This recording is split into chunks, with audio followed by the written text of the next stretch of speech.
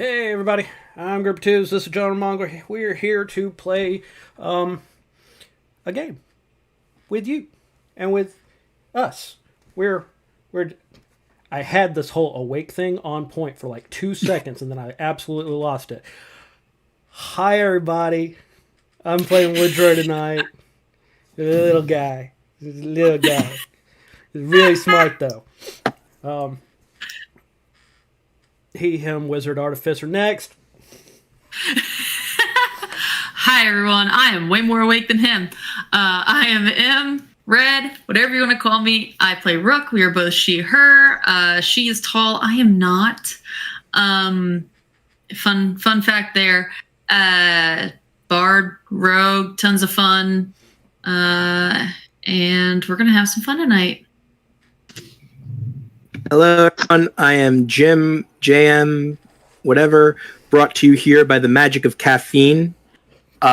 He, him pronouns, just like my character, Eldaris, the cleric slash sorcerer, who apparently things from the void want to find him. I don't think they want to give him very beautiful flowers. Fun fact, I am also rather short, and it does not make me happy. But do you like flowers? Yes, I do. Okay, just checking. Hello, everybody. My name is Spencer. Pronouns he, him, same as my character's Butcher, whose favorite flower is a chrysanthemum. Ooh, good choice. Digging it. And I'm George, our GRRHero, and I'll be him, and I'll be your game master for Denizens, Social Paradox, and our conclusion to Chapter 1, A Hole in the World.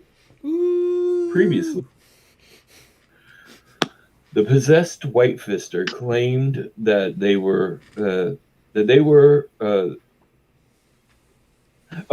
was a perfect bride awaiting Eldaris. But they were refused, and after they left, Aramis called with a request for Woodrow to restore some old automatons. Butcher collected weapons for his tournament at the Molotov Blitz. Rook practiced for her show at the Siren Song, while Eldaris researched some of the Marauders' attack tactics. Rook, the Wild Riders leader, the villain Camnus, arrived for Rook's show. She and Butcher had a tense encounter over a drink she took from his friend Gage. Rook killed her set, but the recruiter for the tavern, Denon Balin, still did not speak with her.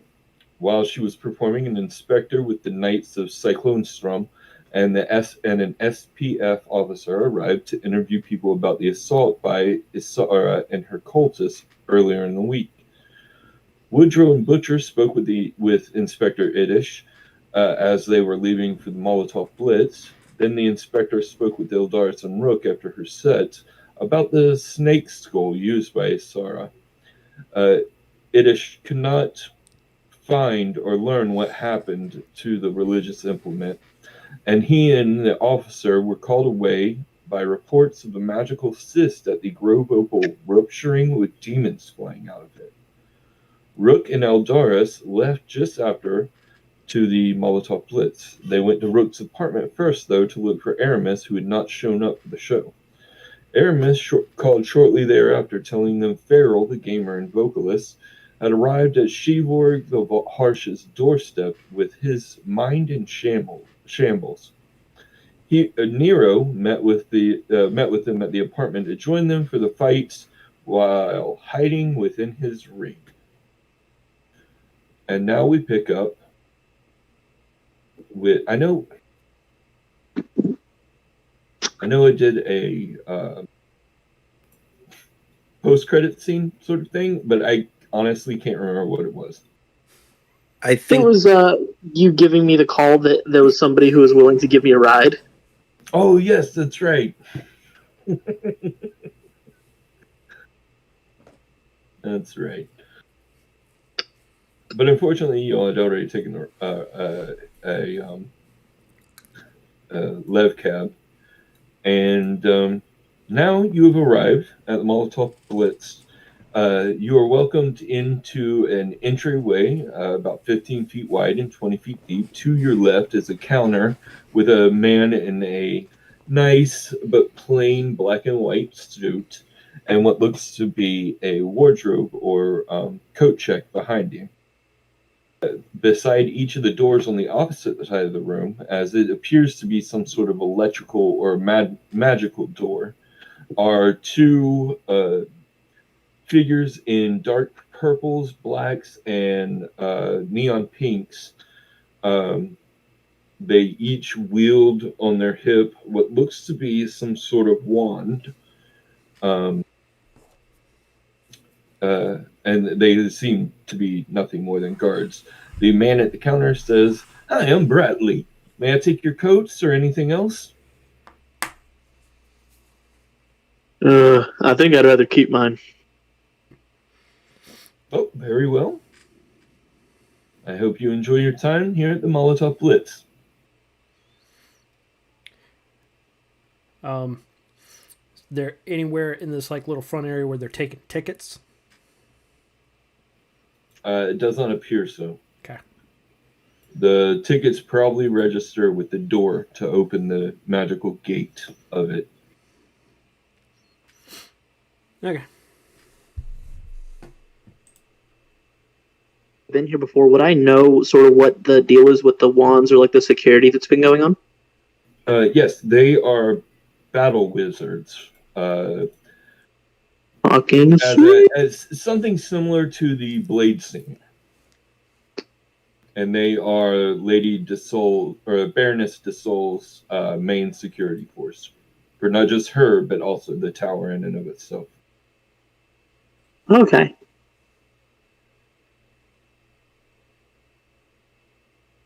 But Butcher, as you approach the door, it kind of rolls back upwards, downwards, side to side to reveal this bluish gate for you to walk through, and the club and arena on the other side.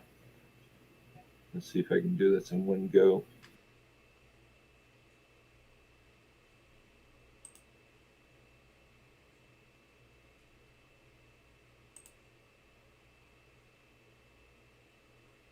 Oh. Nasty. As you make your way through, you see that most of the tables are taken up and full already. There's house music playing, something old with a modern touch to it. You can see a bar over to the right with a man tending it, similarly dressed to Bradley, and what looks to be only one server handling all of the club. To your left, you can see a couch area with some seats, and it looks like Randy the Dane, a famous wrestler that was kicked out of the professional arena leagues for murdering and eating their opponents, is in him, them, any pronoun will work for Randy the Dane. In their full regale, with a silvery headdress, full dramatic kind of drag makeup on, with a flamboyant gold and silver leotard, is sitting on the couch with what looks to be a priest of the House of Strife, and sitting next to them in a chair is the well-known Baroness and Archmage of the Kingdom, Lady de Sol. To your right, there's a lot to the right, so you can see another Baroness to your right, sitting at a table with a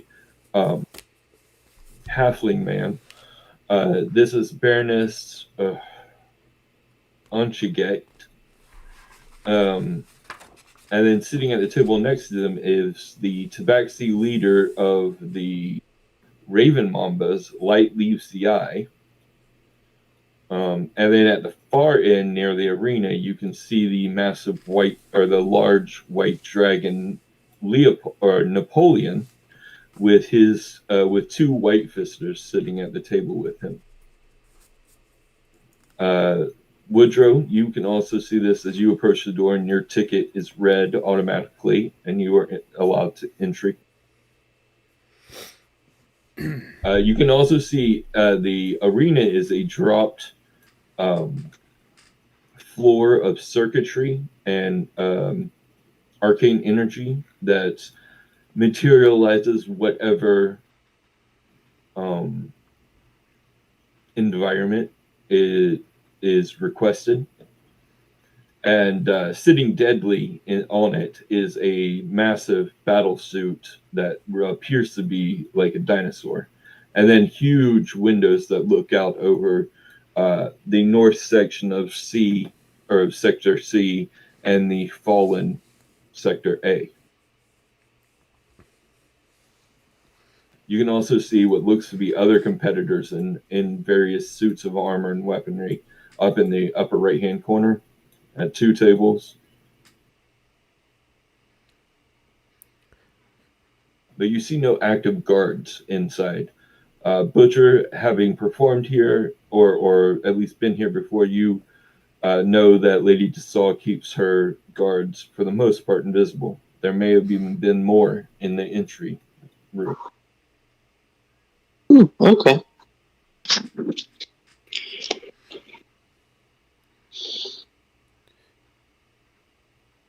Snazzy digs in here. The priest... Oh, sorry. Go ahead. Go ahead.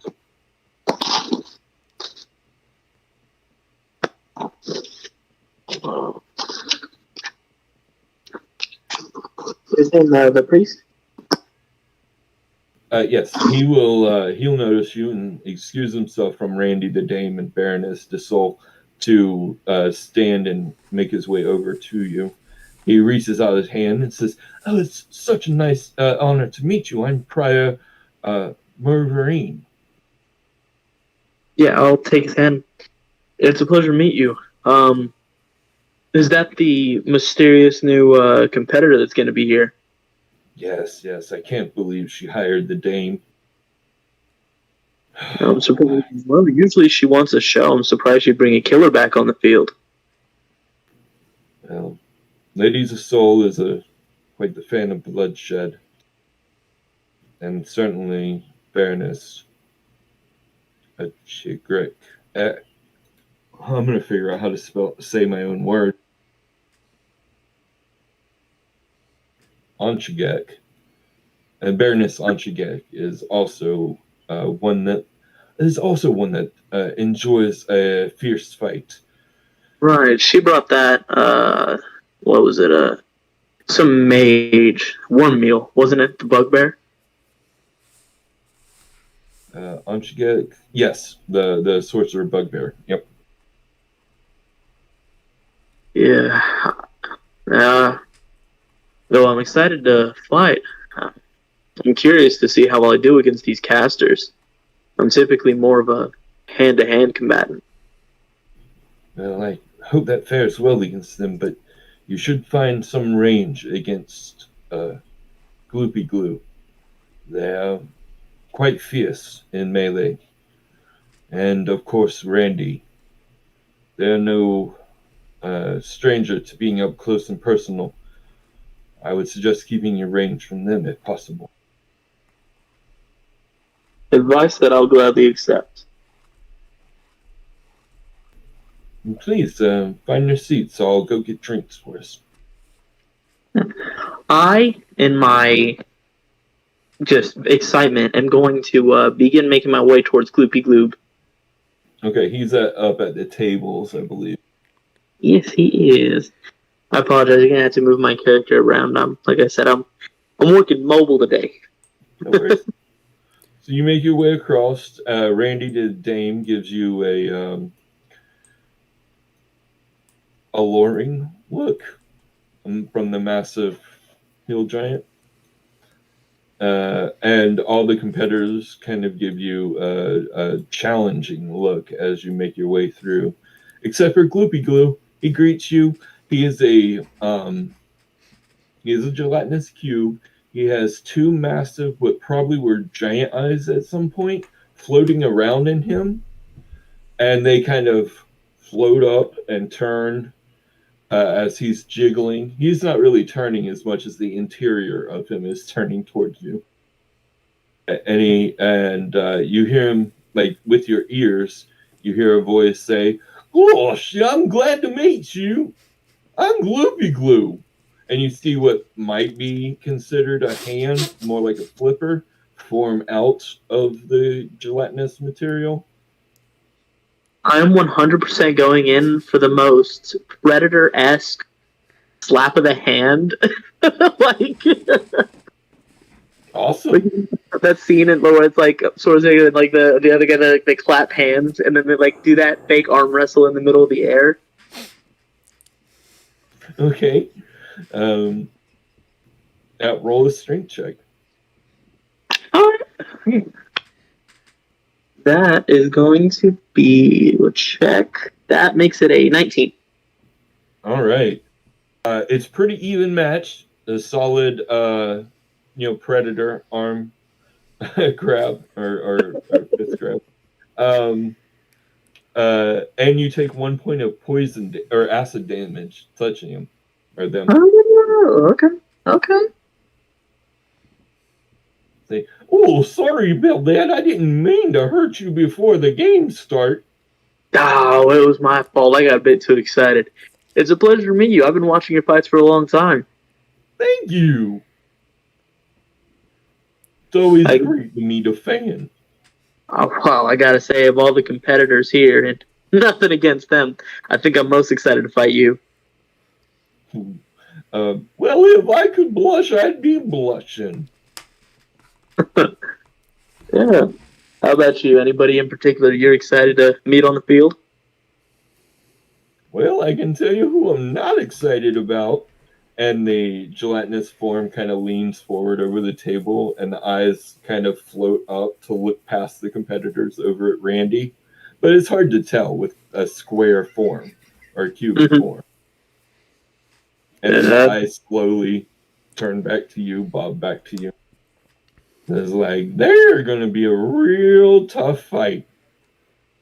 Well, some people forget that although the fight is, it's real for us, it is still entertainment. I think it's important to know sportsmanship here. But who knows? Maybe I'm sorry, go ahead. What did you say? I'm just lucky they can't eat me. I don't think that'll stop them from trying now. Well, it'll be really bad indigestion. Oh, by the way, have you met my friend here, Woodrow?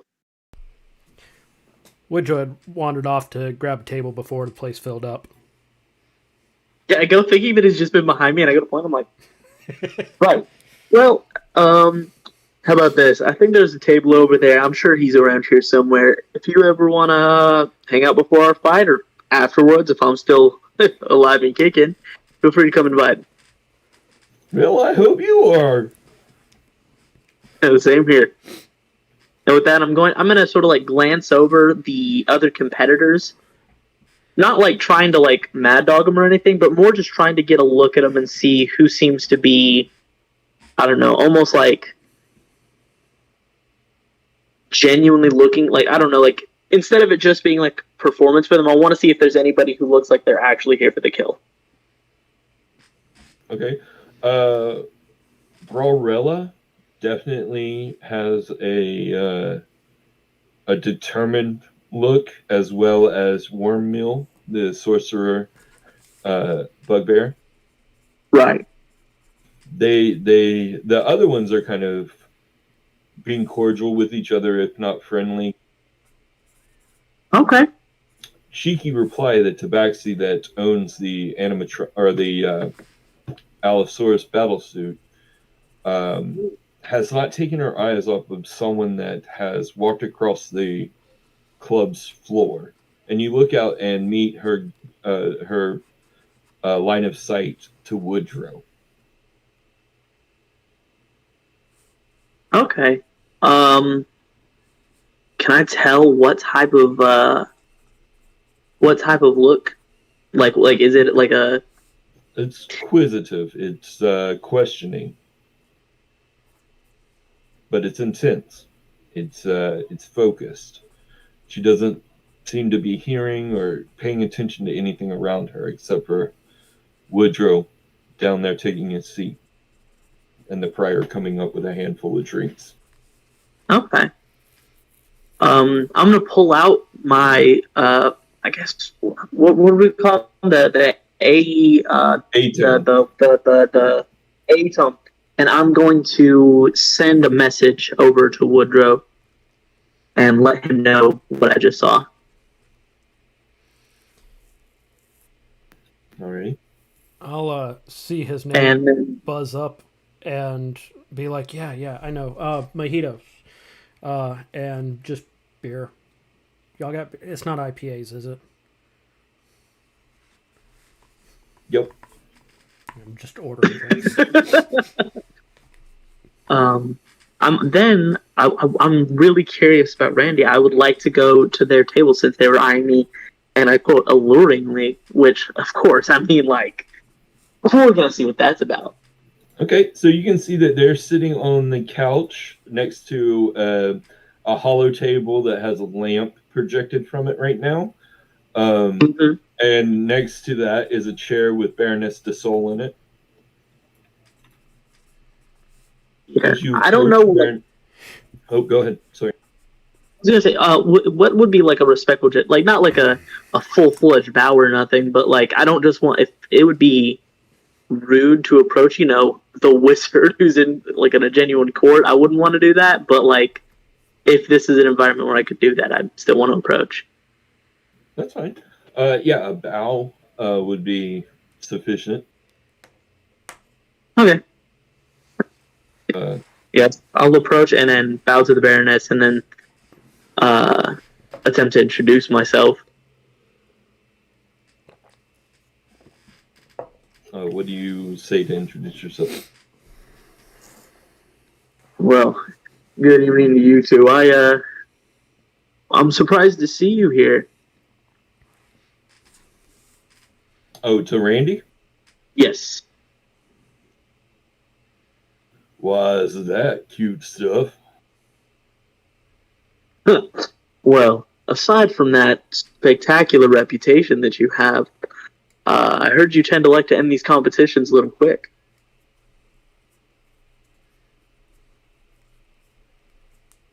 Well, there's no reason to stand around and fight when I can just eat some. Yeah. Put on a little show and then have some snacks. Well, I can definitely appreciate a fighter with an appetite. I'm surprised you don't enjoy the thrill of the battle more. Well, there's hardly any competition against me. Fair. Well, hopefully, if we find each other in the matches, I can provide you a little bit more of a challenge. Well, I hope so. You look like you might be a challenge. She lets her, or they let their eyes travel over you. Yeah.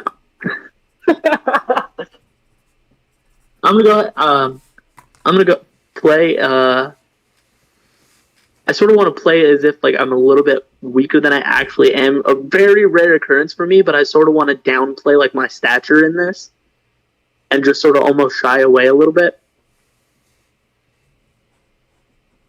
Don't be shy, sweetheart. Why don't you come take a seat? And they'll pat the couch, their huge hand. You notice that each nail, one's painted silver, one gold, one silver, one gold. Yeah, I'll go ahead. The server also approaches with a chicken, roasted chicken, and two drinks, one in a tall stein, the other one in a martini glass.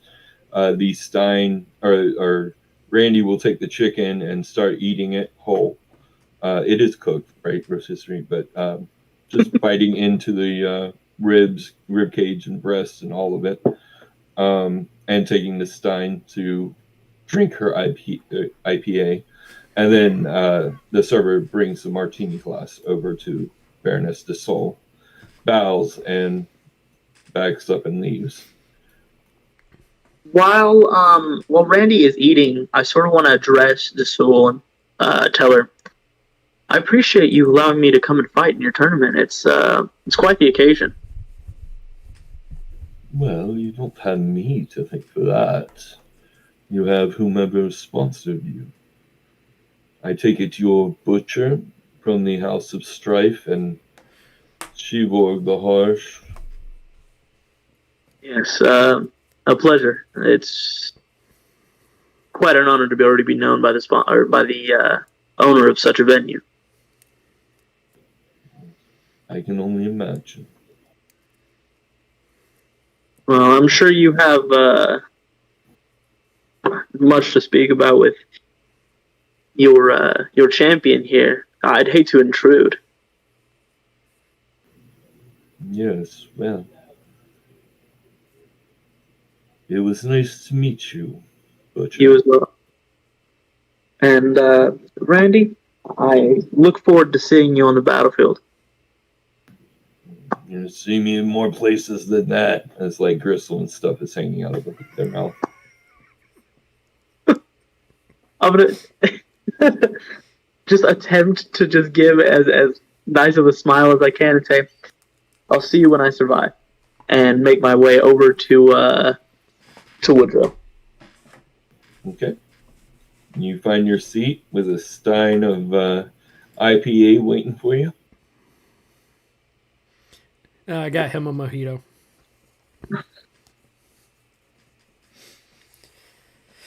Okay. After my heart. Yeah, you're welcome. I told him to put an extra umbrella in it for you. It's good to know that after such a short time we can be so close. How's the competition over there look? I think it's a good thing that I replaced most of my body with metal. Otherwise, I think I would have already lost an arm. Nice. How about the one that eats people? Isn't that... What's it? Dandy? Candy?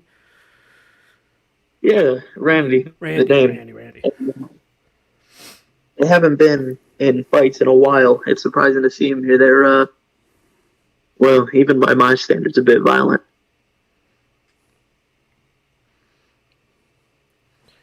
To be honest, do you know that cheeky reply? The tabaxi?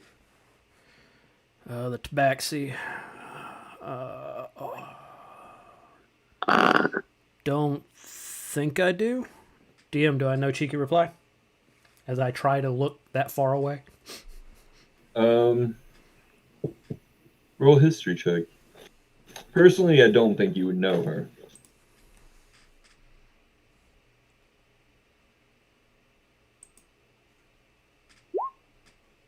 25. Okay. You know that she has been in the robotics and armory business kind of independently since she left, what's it called? You worked for the...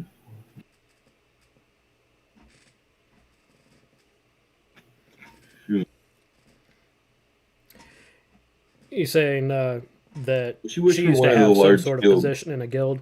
Okay. Yeah, she was trained up in one, but left almost immediately, breaking from her family and the guild.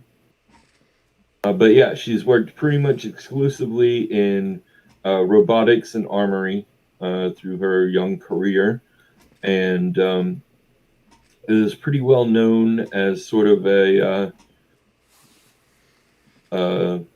repair or mechanic in Lowtown. She basically has your job, but in Lowtown. By reputation only. Also with that high of a number, you would also know she does some scavenging and for Marcus's shop. Which is the yeah, by reputation only. Kid's a gearhead. Yeah, a lot of robotics. Probably her toy sitting in the middle of the floor right now. Wayland Engineering. That's what it was. Okay. Okay. Yeah, I think she was trained with one of the guilds, got kicked out for something stupid, ended up in Lowtown. The way she's on you makes me worried, bud. If I'm in the arena, I can't be up here helping you. Oh, don't worry about me. I got Dora. Look, I respect your machines, and you know I love Dora. But that thing down there gives me the idea that she might know or have something that can also take your machines on. Well, here's the thing. You're the one to stand up and fight. All I got to do is get away. Alright. Just don't do anything. I would say don't do anything I would do. Don't do anything I would do. How about that? That's fair. Drink your mojito. And Yeah. I am going to angle myself a little bit away from Cheeky Reply. Make it just that much harder to get a good look at me.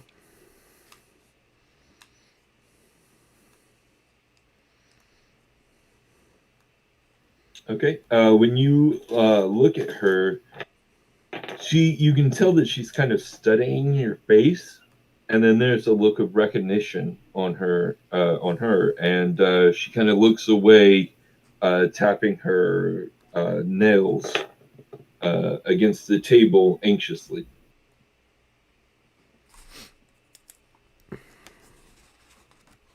A few moments later, the Rook and Eldaris arrive. Eldaris, you have the topaz ring from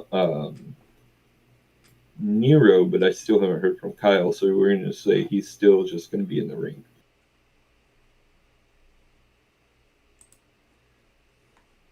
As you walk in, the man at the coat check will say, "Hi, welcome to the Molotov Blitz. May I take your coats or anything else?" No, thank you. I'm feeling a bit chilly today.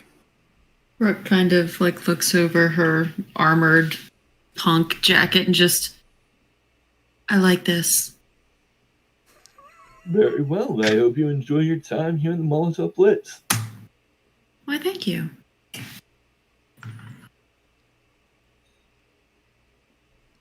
In Rook's head, she'll hear, "So, do we tell Shivorg about me being, well, me?"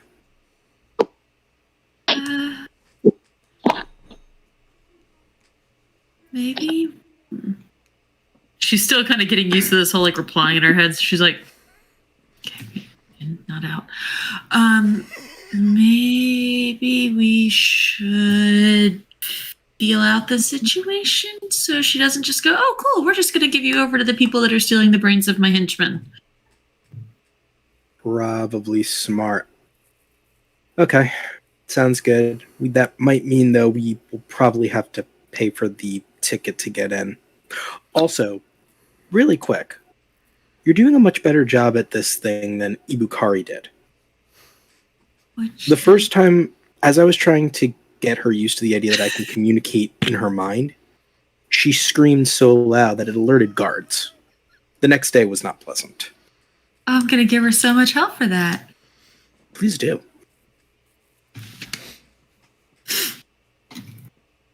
But yeah, so I'll turn to coat check guy, and just so He would have like an arcanely projected name tag that says Bradley.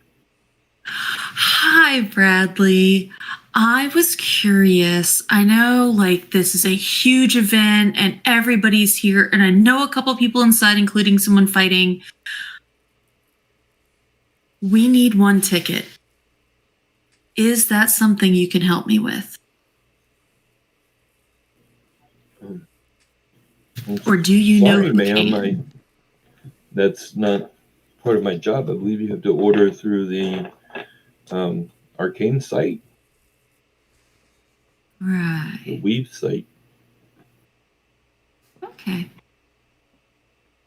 And we already previously determined, is it sold out or are there still tickets available? It is sold out. Yeah. She'll just kind of like look back at Eldaris like, maybe we say you're here to talk to her? I don't know. I have no idea what to do right now. Aware that we're now like verbally communicating, Eldar's gonna be like, it doesn't matter if I can't talk to her. If she can't get the ticket, she can't come in. That's all there is to it. We tried. That's all we could say. She'll just kind of, okay. I also forget that I forgot to mention that there's 2 sets of ancient plate armor on each side of the entry here. But you can see the 2 guard wizards kind of watching you all. It looks like they know that you're talking in your heads. Obviously, Well, we were talking out loud for this last part. Oh, okay. Yeah. Because Rook's not very adept at... She can't initiate the telepathy talk and doesn't realize that it doesn't just drop off. That's fair. Okay, so they're just watching y'all. Can I tell that like they're aware that? Can I pick up that they know that I can talk telepathically? Yeah, you get that sense. Great.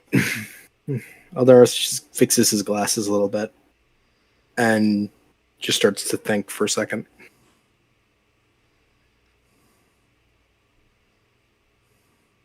And do I see Butcher from where I am or no? No, you cannot see into the club. Okay. I'm going to motion my way to walk in. Okay, you have the ticket on your phone?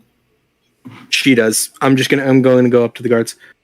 I was told that managers for the fighters don't need a ticket. I'm here to manage Mr. Butcher. Please roll a deception check. I'm going to give him a bardic real quick. And how you can do that? She's just going to look back and be like, yeah, I'm so sorry that I made you so late with my performance. I'm so sorry. Performance was worth it. What is it, D6? Be Yeah, I a think good so. thing for me to know. Yeah, it's a D6. Is Eldaris? Did I design Eldaris to be any good at deception? Actually, yes.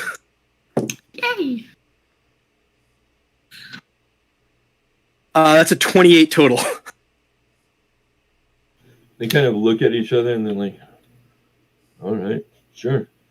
And they'll pull out the man will pull out his ATOM and punch in a code on it, and the arcane door will open and allow you entry. Rook, your ticket does that for you. You can also, as the door opens for you, you can hear the door behind you opening, and what looks like a blood lane gang member, and Sheborg walk in. Tall, muscular, hobgoblin woman with long, not curly, wavy brown hair and a face of red tattoo that looks like it was just ran over constantly by tire treads. Where you see the blood laner with her has like 2 streaks on one side that are red tire tracks, down their face, and then the whole left side of their face is tire track. Yeah, I think as she's stepping through and glances back and sees that, she just kind of gives Sheborg a smile and goes, "Sweet ink." She nods to you. And then Bradley will go in on his spiel. And the door closes behind you. Immediately, Eldaris, you get the sense that someone is picking at the edges of your mind. You don't see anyone immediately looking at you, except for, like the server seems to have paid attention, as well as the huge heel giant. And I'm sure that your company has looked back to see you. Yeah, Rook will immediately spot them and be like, "Let's go get you to Butcher." Eldaris just hold up a finger. Can I do any kind of check to see if I could find out who's trying to get into my mind? Yes, I think this would be an insight check. Sounds good to me. I gotta stop looking at y'all's gifts. No idea. It's a 7. Yeah, no idea. All right. But you do see light leaves the eyes, Baroness, Intrigue, Napoleon, Baroness de Sol, and then the fighters up there, and of course your party in the center.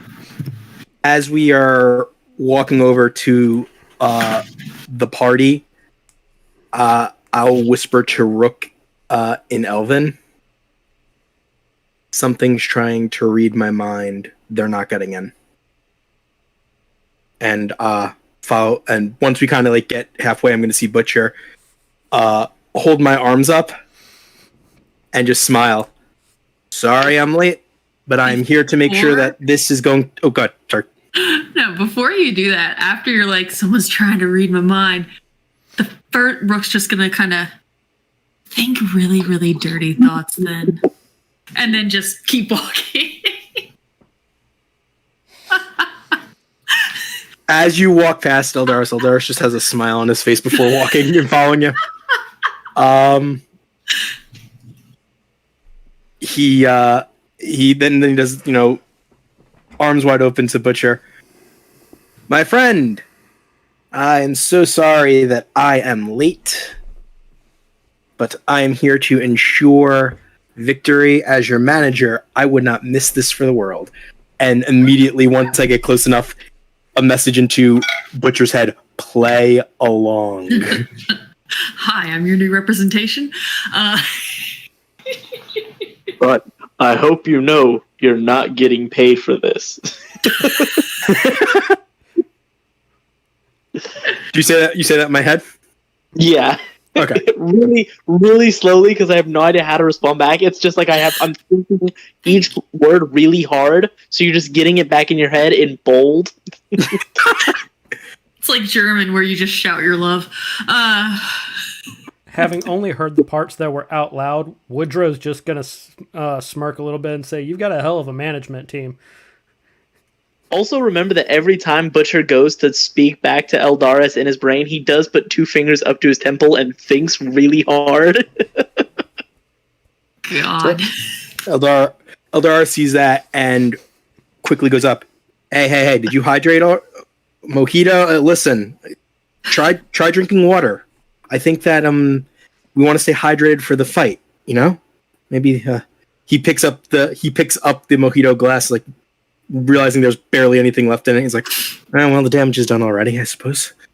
Although I appreciate the concern, you do realize that I don't need to eat or drink? I gave him an oil change this morning. He's fine. Oh, Yeah. good. Thank you. I'm talking about blue, baby. This is just here for the nerds. Oh, well, very good. And Eldaris will just pull up a chair and just straighten his glasses, almost impressed that worked. Just kind of pats his leg, like, "You did good." Mm-hmm. At that, y'all hear the door open again, and you see the Bloodline gang member walk in with Sheborg behind him. You feel a cold gust from the corner over here by Napoleon as he growls, saying Shevorg. They are bitter, hated rivals. She seems to smile across the room at him and then turn and walk over towards Baroness de Sol, who she and the gang member both bow to, and then she hands over a gift that seems to be, from what Woodrow can tell, is one of her miniature animals. And then the Baroness seems to allow her to sit at the couch with Randy, and the ganger moves over to the wall.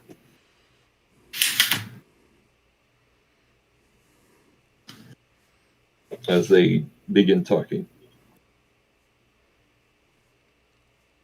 So, how's everyone doing?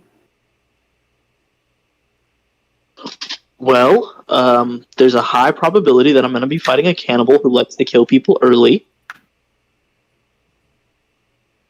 And also, I got to shake hands with a childhood hero. So really, overall, 10 out of 10. Hell yeah. I'm sorry. Forgive me. You said cannibal. Yeah, it means that they eat people. I Thank you for telling me that. I feel more informed. Which one? Yeah. Looking like which one is the cannibal? The one who's eyeing me like I'm that chicken, whose bones are on her table. Oh. Turns to look at them like as casually as possible, like, oh.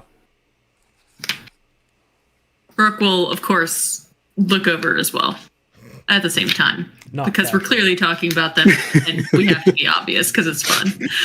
Just yeah, seeing you guys be obvious, I sort of do that really like awkward, like just the hand wave, way more things than me.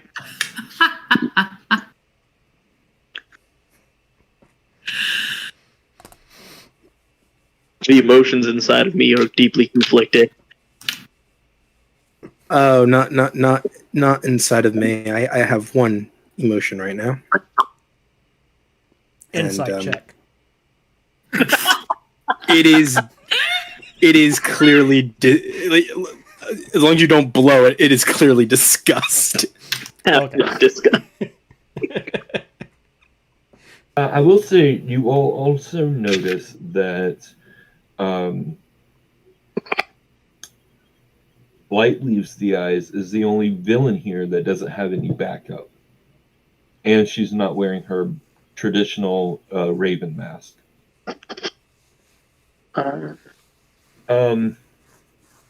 Also, Butcher, that was a great interaction. Please take an inspiration. Why, thank you.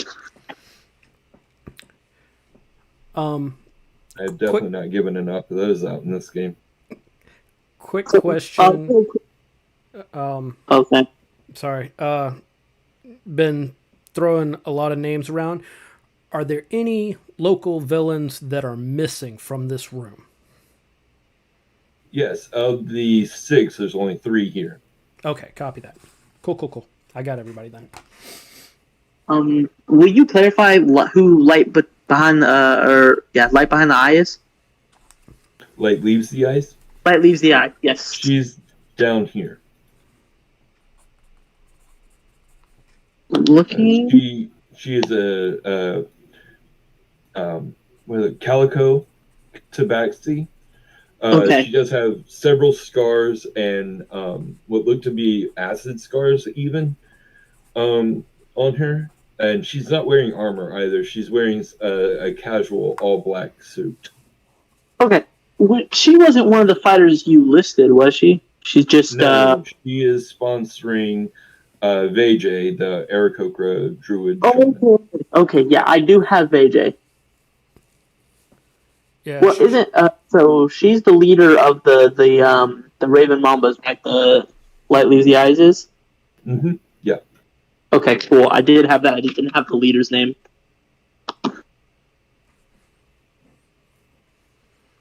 There's a whole lot of things going on right now. She seems to be having a casual conversation with a well-dressed man at her table, as well as the halfling, the extraordinarily well-dressed halfling that is accompanying Baroness. Meringue banana nap? Huh? Meringue banana nap? No, that's a gnome, and he is up here in the competitor tables. Ah, I see. So I got really excited to say his name.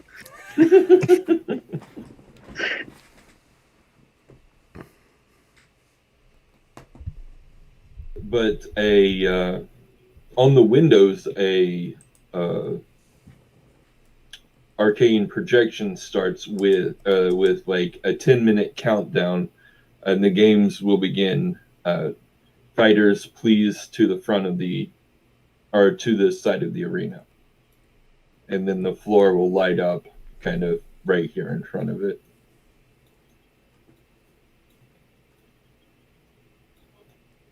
Sweet. Yeah, I'm gonna finish out and say to everybody, well, if you're placing your bets, do it before I lose. Just kidding. I'm gonna sweep this thing. You better. Confidence, baby. And I'm gonna do like a quick 2 claps. Start on my way towards where the competitors again. As Butcher gets up to do that, I'm going to go behind him, like clearly away from where the competitors are going to go, but kind of where like I would imagine the like a manager would be like watching over him. Actually, GRRHero, I sent you a text, but I don't think or a message. I don't think you got it. Would you roll a retroactive wisdom save, and then Eldaris, will you roll a wisdom save?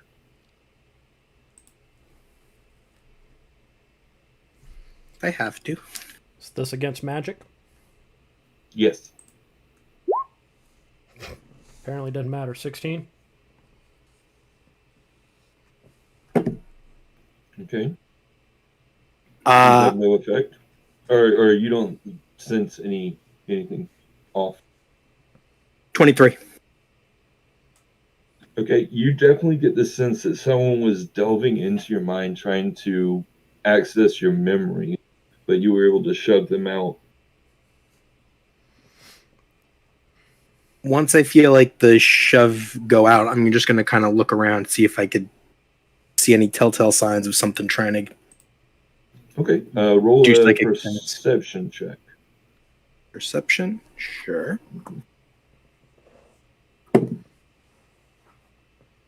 One good, one bad. 7.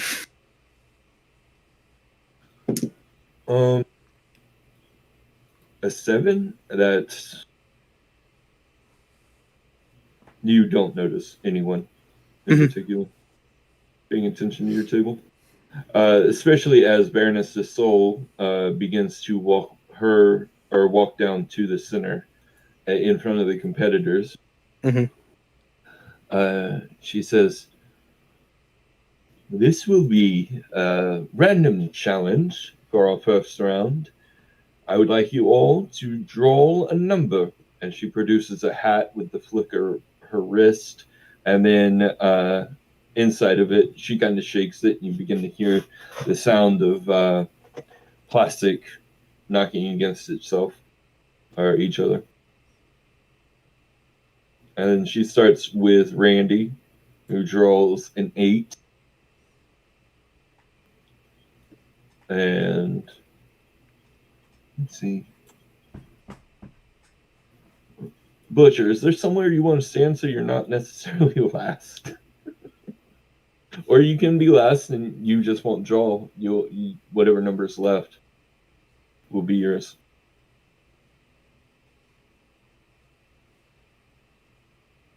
You're muted. Sorry about that. Is it okay if I roll a d8 and that tells you what place in line I am? Yes, absolutely. That is a number 6. All right. So Randy's 8, you're 6. GRRHero is first.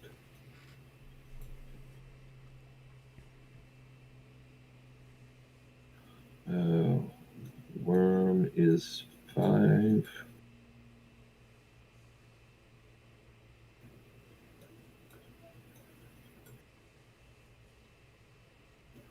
Okay. So, Baroness will turn around as the windows, the timer kind of shifts up to the top of the windows, and the bracket is laid out with the first match being between Brawlella and Cheeky Reply.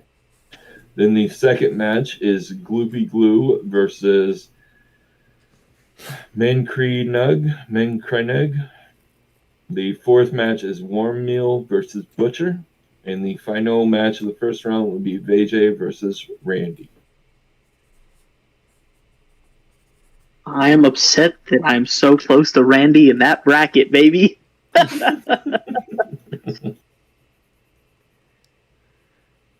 yes, the countdown continues at 8 minutes, and she says, "Please enjoy your meals and make your bets." Mickey, as she gestures towards the bar and the server next to it, will take care of any bets, drinks, and meals you need. And she will return. Heading to the bar. Her seat. Okay. And I'll tell these two as I hop down off my seat. I got the next round.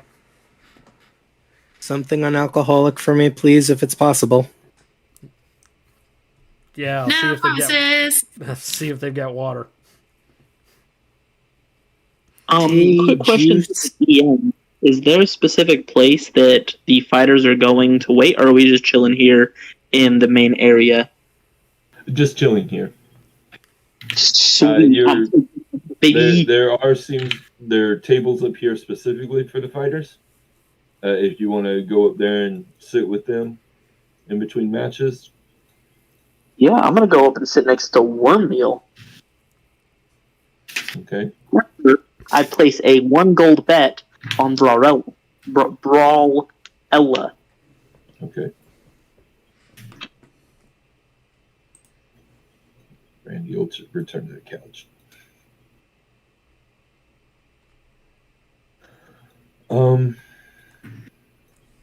Okay. Oh, wait. Who put a one gold?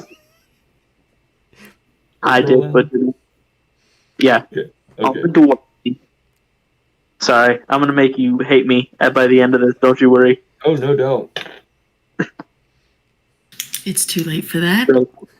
It's terrible. She is the favorite to win, so you'll be winning less should she win, but you won't lose anything if she, does win. Sweet. Yeah, like I said, I want to sit up at the competitor tables, but I want to sit right next to my opponent, Worm Meal. All right, let me do so. All right, yeah. What do y'all want to do bet wise? I'm gonna grab a round of drinks for everybody, including a mojito.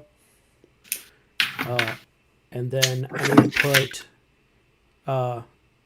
First, I want to ask Mickey what the payout is on Butcher.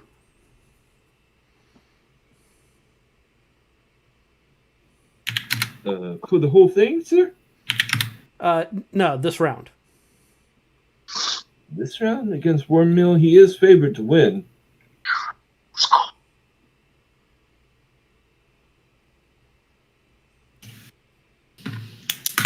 Okay, you got odds on it?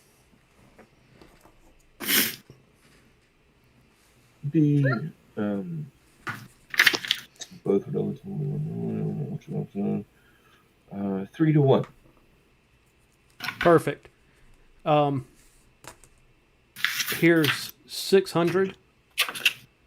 I'm sorry, sir. Our betting maximum is 500.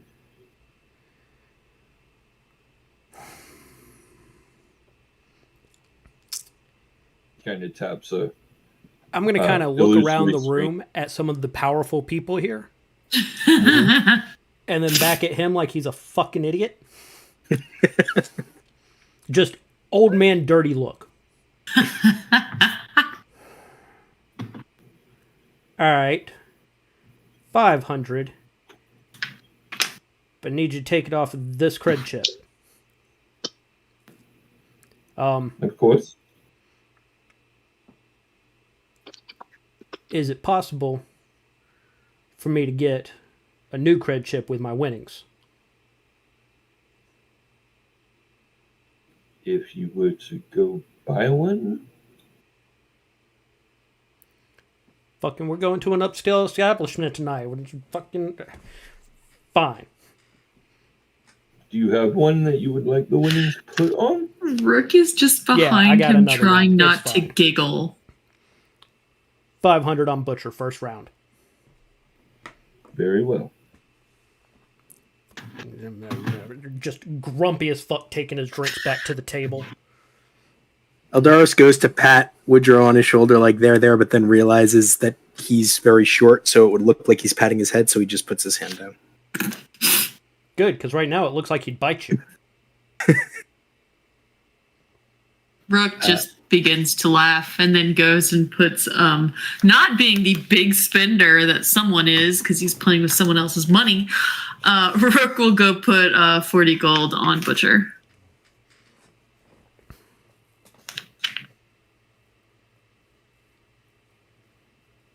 Eldaris will follow Rook's bet with 100 on the first round for Mr. Butcher. Yeah. I'm gonna need y'all to keep track of those. You got it.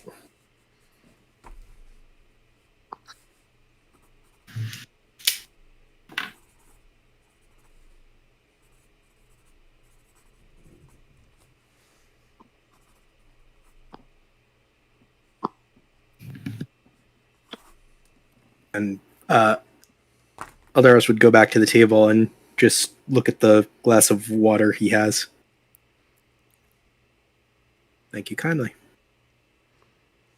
And sip it gently to make sure that it is in fact just water. Straight vodka. Oh, Who's up in this first match? Cheeky Reply versus Brawrella. The prior with y'all will kind of excuse himself and go up here to meet with Light Leaves the Eyes and the Baroness. After Butcher it leaves for the table with warm meal. I believe you said Brawrella is favored. Yes. Is Cheeky Reply able to fight with her toy? Yes. I'm going to put my other 100 on Cheeky Reply.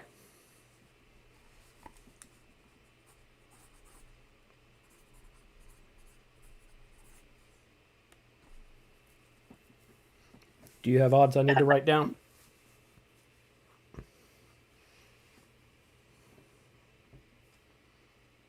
I'm sorry? Do you have odds on Cheeky Reply that I need to write down? Oh, they're 1 to 5. Bet.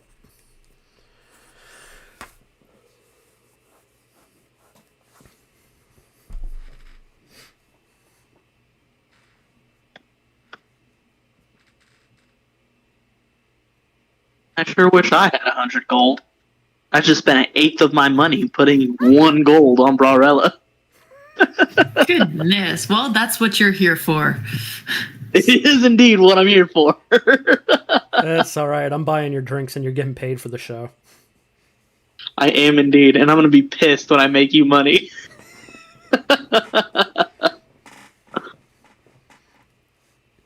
Okay. Well, if you've all got your bets in, we fast forward a little bit until it is showtime, and the countdown will end on the windows. And I'm so sorry to interrupt. I was going to try and talk to Wormmeal during the last couple minutes. Yeah, Sorry. I just didn't want to get into the fight before I can talk to him. So, looks like we're going into the pit together, hey? Mm-hmm. I figure you're not much of a talker, but I can't lie. Since I got this new mechanical jaw, I can't get it to stop going. Got what? I'm sorry. I said, since I've gotten this mechanical jaw, I can't stop it from going. I'd get that fixed. You know, I think our fight's going to be a great one. I'm really excited to get in the ring with you. Best of luck. And I'm just going to like lean back and like look at Woodrow and then just be like,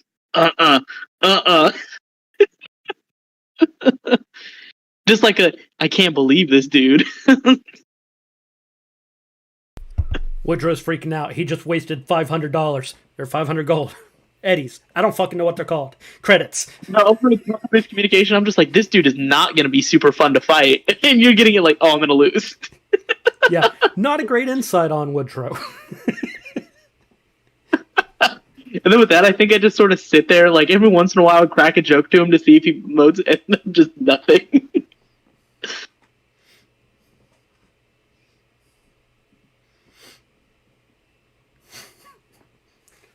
Woodrow just sitting there with his head in his hands. Fuck. Mr. Woodrow, is everything okay? You seem to be distressed. Yeah. Fine. I'm fine. I swear to God, if he loses all that money, I will fucking take him apart bit by bit. I will disassemble him in his fucking sleep. Well, You're gonna wait till he's asleep? Or turned off, whatever.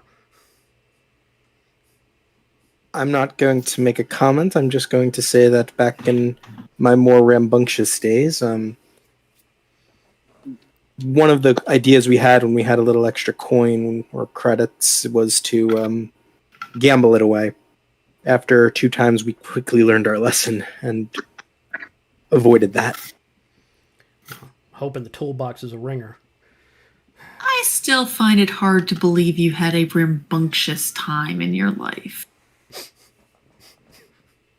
Do you know all of the things that Ibukari gets up to? Mm-hmm.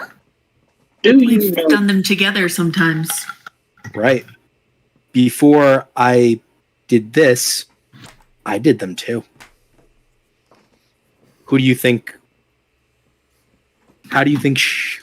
she learned everything on the streets with?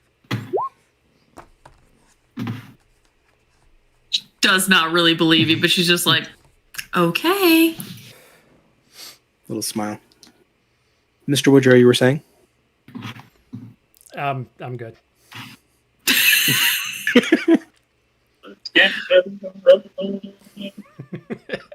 I was fighting the urge to do the same thing.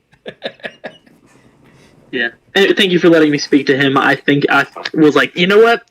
One of 2 things is going to happen. I'm going to establish a rapport, or he's going to be a wet blanket, and it's going to be even funnier that I Deadpool my way through this fight. I gotta say, it would suck if you had like great rapport and then you're like, cool, I'm gonna go kick your ass now. That's the best type of fight. What do you mean? That's like Spider-Man fights. That's like where it's at. Just look at each other. Loser buys the beers. Right? Okay, fair. But I feel like Worm Guy probably doesn't drink beer. I don't know, man. Bugbears are sort of naturalists. I think he's just upset he's not near trees. He drinks fizzy whiskey, and the second that the whiskey loses a bubble of fizz, he refuses to touch it anymore. Waste. I hate him. Let's go. Hate 'em all right. Tag team. Tell us how the fight goes. I want to see the dwarf win. Wait a minute, from outside! What's this interference? Watch out, watch out, watch out! Good God! Alright. Yeah, use the announcer voice. Bunch of fucking I can do the proper announcer voice. Save it. That's a treat for everybody watching later.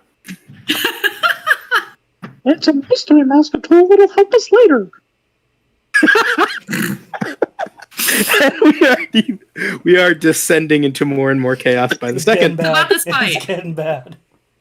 I'm sorry. I'm so sorry. I love this game.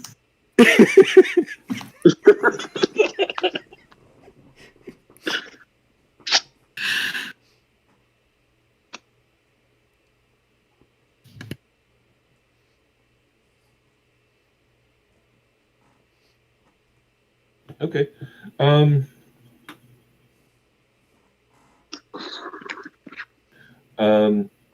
Okay, so as the timer counts down to 0, on the windows appears an illusory image of Baroness de Sol in a much more flamboyant robe with a mantle and staff.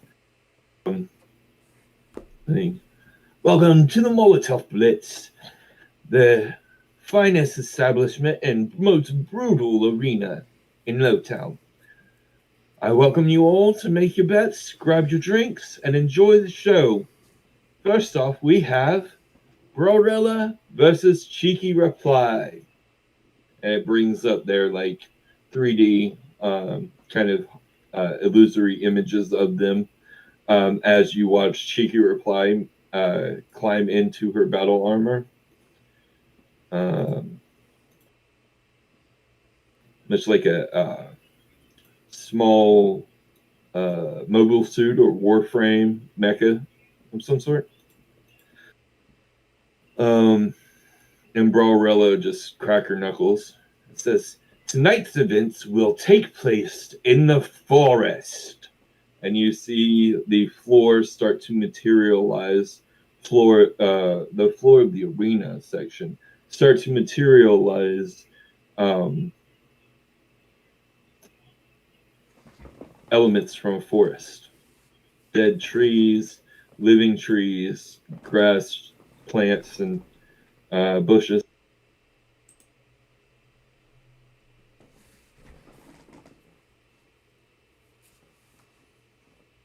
And the holographic or illusory Baroness de Sol calls for the fight to begin.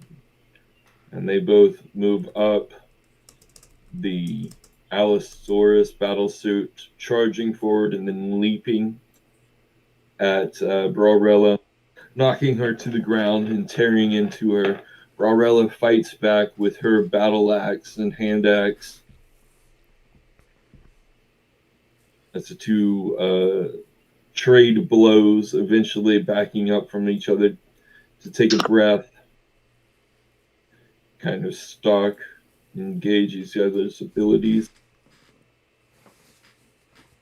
And then the Allosaurus battlesuit and Cheeky Reply leap again towards her, but GRRHero is able to knock the feet away and then hook her hand axe into the tail and spin her around, getting a bit of confusion in Cheeky Reply before latching onto her and starting to just pound into the chest piece where GRRHero would, or where Cheeky Reply would be in the battlesuit, attacking it with fervor to try to split it, and then Cheeky Reply in her battlesuit will bite down on GRRHero's shoulder and cause her to scream out in agony before swiping her back with the tail, the hand axe still in it. GRRHero goes for a shield, but Cheeky Reply is on her and starts to tear into her until she is unconscious. And Cheeky Reply is named the victor of the first match. Oh man, there goes that gold.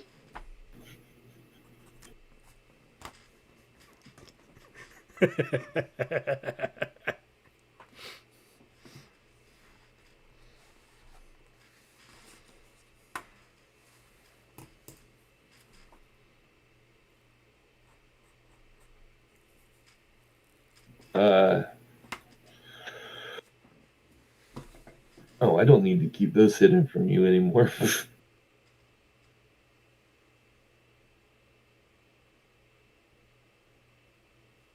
Yeah, for some reason I had the bathrooms hidden. I was wondering where those were. But yes, the next match is shit, I messed it up.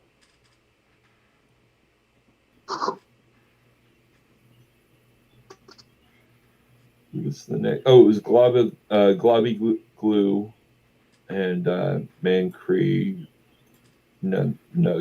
Mancree Nug. As soon as Globby Goop goes down onto the arena floor, all of the plants below it start to erode away from its acidity form.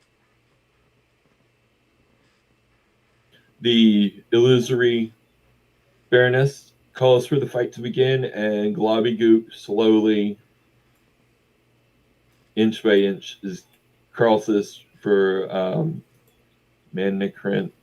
Where's your character sheet? Manny.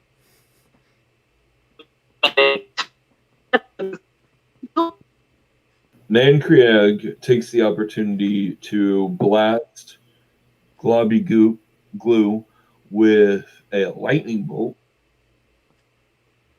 severely injuring him and blowing off chunks of his gelatinous body. And he goes to hide behind this tree.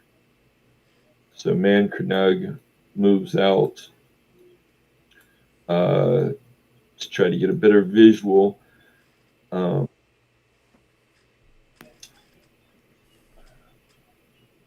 Can't seem to find him. Takes him a few moments. Eventually gets up on the tree, and then Globby Glue tries to engulf him with his whole body. The two struggle for a bit before Mancrinug is engulfed. He then unleashes chromatic blast into Globby Goo, and Globby Goo spits him out. Spits him out, and then turns himself into like a huge paw or fin and smacks down on him, finishing him off as he is knocked unconscious. And Globby Goo moves on to, or wins the round. Don't fucking talk about my me.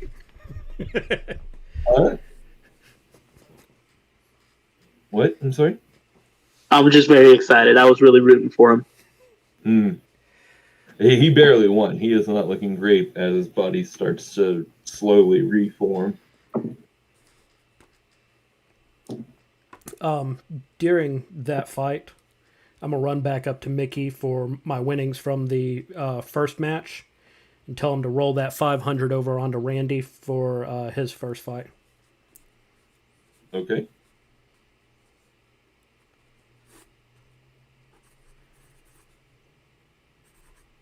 So wait, you bet how much on Brawlrella? I bet on Cheeky Reply 100, and you said 5-1. Yep. So you get 500, and you're moving that to Randy versus VJ. Yep. Gotcha. All right. The next match is called for Worm Mill versus Butcher.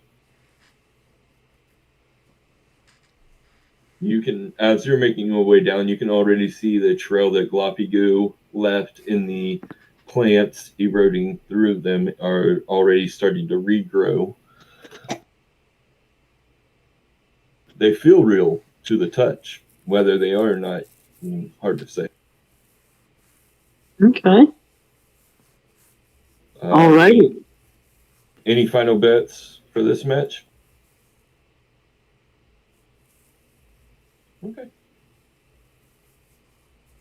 All right. As you get up there, you can see out the window even more clearly, and it is amazing being 80 stories up, 65 stories up, looking at the magnificence of this opulent city around you.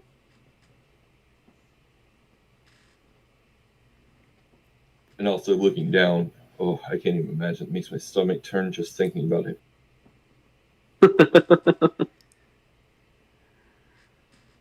Like, I don't know how people do skyscrapers. Whew. I've been in a building that was 17 stories, and that was about as far as I'll ever go. I'll tell you, I sort of get that bubbly in my heights, too. And that's coming from someone who's been rappelling off of buildings all week. Nope. Well, I feel safe. There's absolutely no danger here whatsoever. No.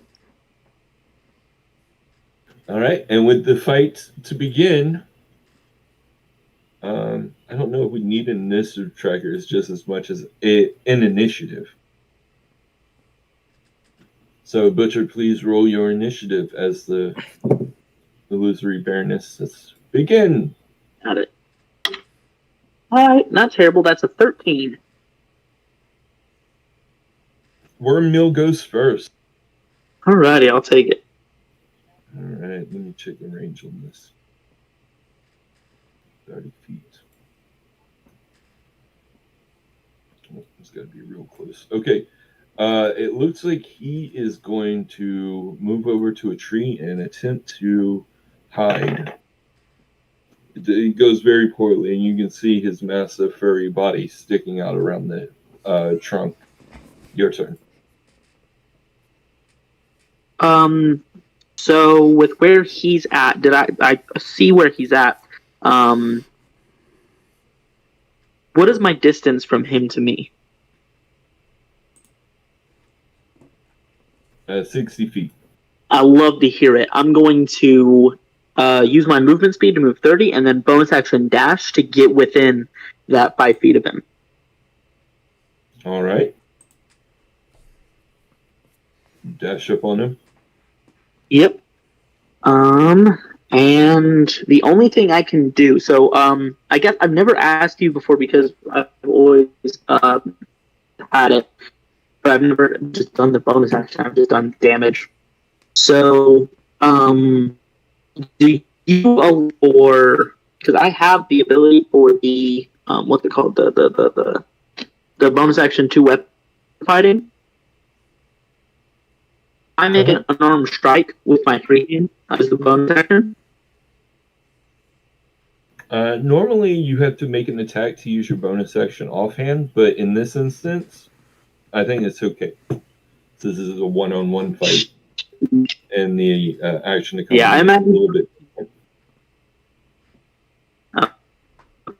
Imagine like literally running up, seeing where he's at, and then coming around and just doing an absolute clubber with like the momentum that I have. And without any bonuses added to that, that is a 17. 17 will hit. You see that. Sweet. You see, as you swing into him, it seems to halt like an inch away with this arcane force, but you break through it and slam into him. It's his mage armor. Hell yeah. Well, that's going to be a flat points of damage on the roll for an unarmed. You said 5? Yep. Okay. All right. As his turn begins and he begins to cast a spell, Eldaris, you hear a voice in your head. Hello. I see from your friend that you are my chosen one. Roll a wisdom save, Butcher, as the spell goes off in Wormmill's hands. Wisdom saving throw. Okay. That is a 15 plus 1, 16. All right, you resist the spell. And bonus action.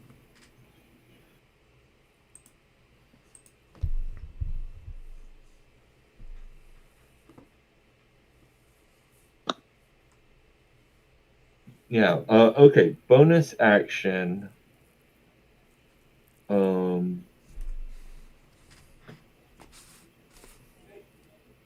You see him summon up energy. It has these wisp of like green and blue and pink and purple, gathers up in his hand before he crushes it, and electricity rolls over his hand, and he is going to try to hit you in the chest with it. Alrighty. Good thing I got up close to him. 16 to hit. 16 does not hit. All right, you were able to block the blow. It is your turn. Sweet. I'm assuming it's a bonus action for me to draw one of my weapons. Nope, that's a free action as part of an attack. Sweet. I am going to... Yeah, bucket. I'm going to pull out my maul. And I'm going to attempt to just absolutely smash this dude. All right. Do you want to rage first? Or are you going to... You know, I'm saving it for a fight. Now, if I start getting a little bit more damage, or if I start finding somebody who's hitting me pretty hard, I'm going to use it. But for now, we're going to see how much I can do just straight up. Okay. As he swings his maul down on Wormmill, Eldaris, what do you think back to this voice in your head? My friend told you that I was your betrothed? Pray tell, which friend was that? Not a betrothed. You are my champion. One I have looked forward to for millennia. Your friend Woodrow did not tell me. I took it from his memories. And who do I have the pleasure of speaking with? You'll know soon enough. For now, let's just have a pleasant conversation. Please, tell me, when did your powers manifest? Can I do an insight, see if I recognize the source? Sure. Smart, I put it in here. High on the inside, high on the inside, high on the inside. 9! Can't tell. Everyone seems to be focusing on the fight. Butcher, what'd you get for your attacks? Or attack? That was a dirty 20. It was a 14 plus 6. All right. And it is two-handed because it's a maul, so I'm not able to do the bonus action extra attack. But that is 8 plus 4 damage, which I believe adds up to 12. Yep.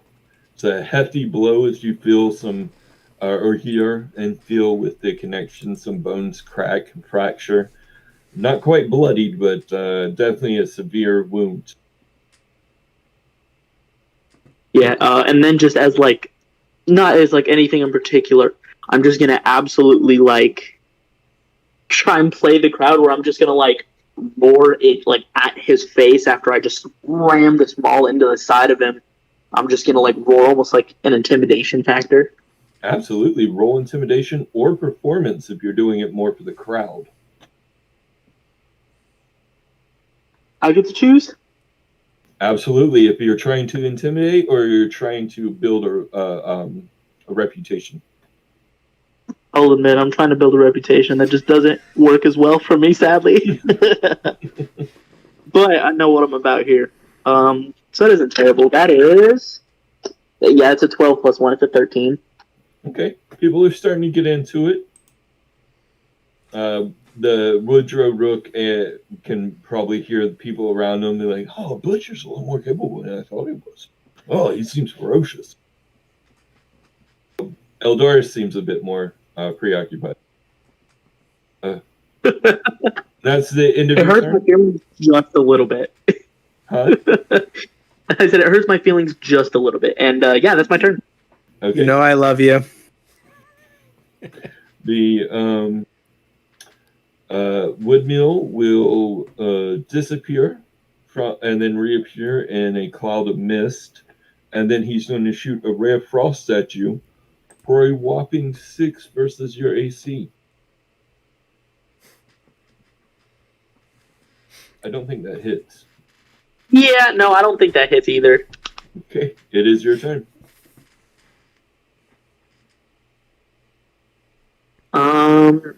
God, I wish I had. Yeah, okay. Let's see, because he's 5, 10, 15, 20, 15. Yeah, he's within my range.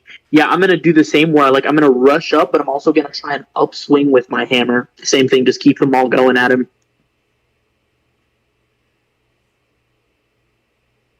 So. Okay, rush up on him. Yep. And I'm going to make this one a reckless attack. Ooh, nice. All right, roll with advantage.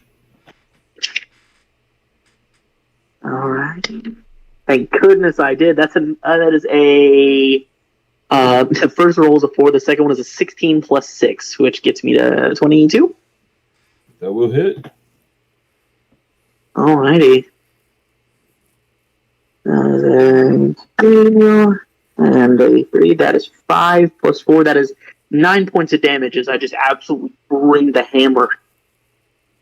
All right, that will bloody him as you crack him in the face and kind of smash his nose, and blood starts leaking onto his lips and beard.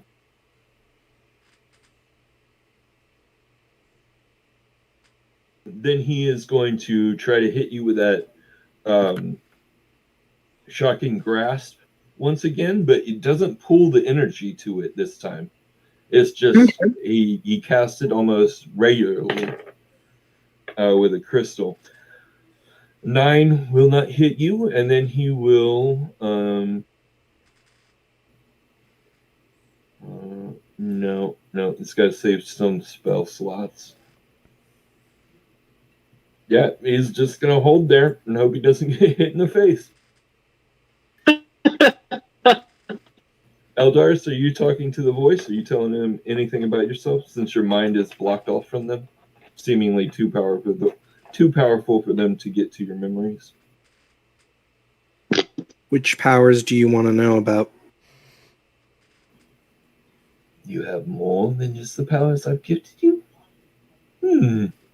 Fascinating. But no, your psionic abilities are what I'm most interested in. Ah, so you're the one who gave me these. In a way.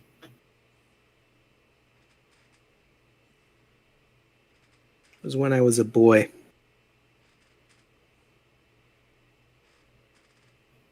A boy. Child. Ah.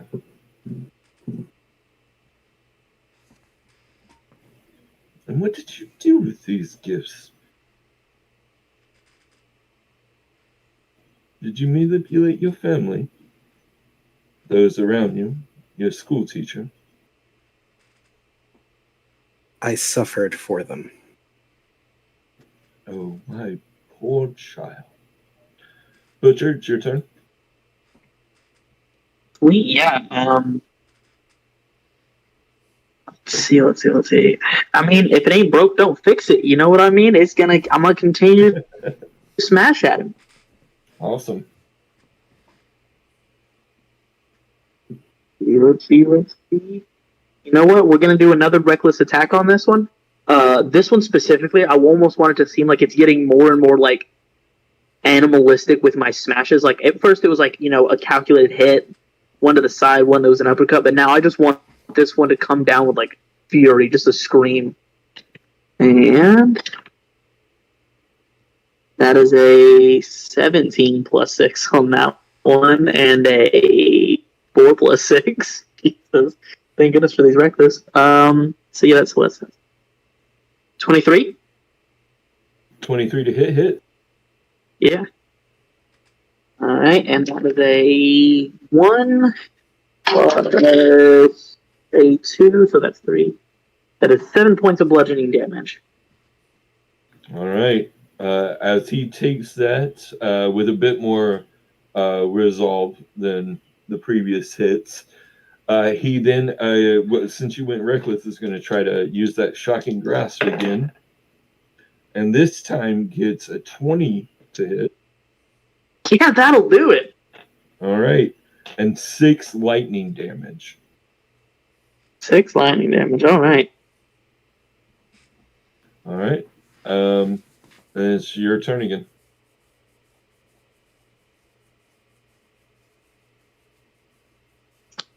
I imagine like it shocks and like it genuinely hits and like it does the surge thing. I'm not thinking like I'm almost thinking like the Iron Man getting hit by a lightning type of thing where it charges up and you just see like the blue lines appear on the skin for a second.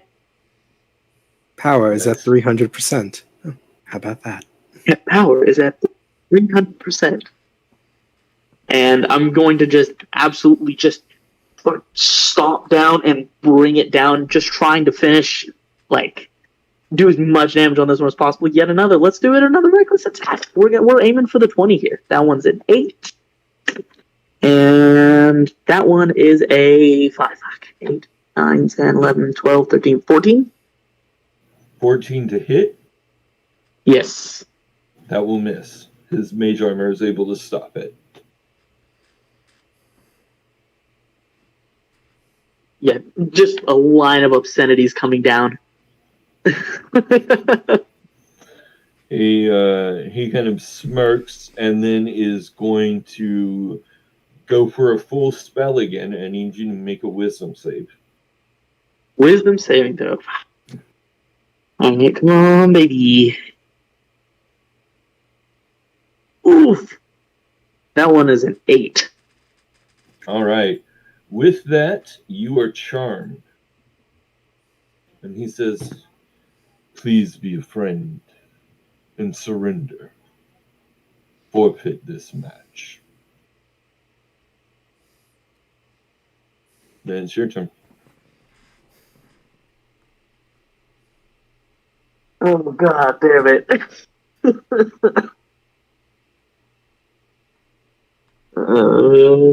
Okay. So, for Tom, I would go. Groupie is so mad at me right now. I told myself I wasn't going to cheat. I am right now dead ass looking for some way to fucking cheat. I mean, Well, I'm also thinking, right? So, like, Charm says that I regard them as a close and trusted friend, right? He's asking you as a close and trusted friend to forfeit the match to him. You can play that however you want. It's up to you. So I'll sort of like set my hammer down, but brother, do you?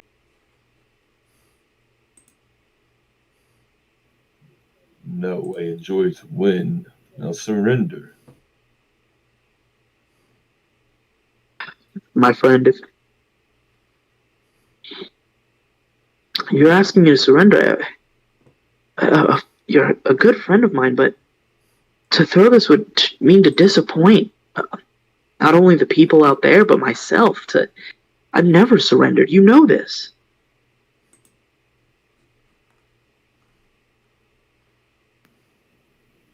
There's a first time for everything. A first time to disregard all that I've worked for? Clearly was not enough work. And with that, it's his turn, and he's kind of just move around you. So at the end of my turn, do I get to make another save? Nope. Is it? I'm going to, just before the end of my turn, I want to look up at the crowd and sort of like put my hands up and my friend has asked me to surrender. What do you say? No, boo! You get a couple of yeahs in there, but they're completely drowned out by the boos and the nays. Woodrow's voice is clearest among the "Don't you dare" surrenders. That's because you're putting it in his head. Oh no, I'm blocked out. I can't even do that. I wish I could. So as he's moving around, I'm going to take off all of my weapons and let them drop to the ground and say, I'll do you this favor, brother. I surrender my weapons. Has to be good enough. Let me check this spell real quick.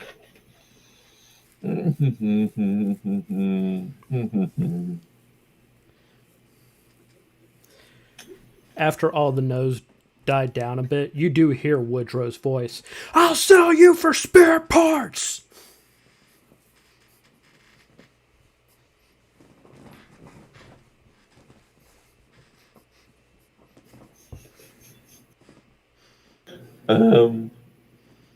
Okay, with that then, he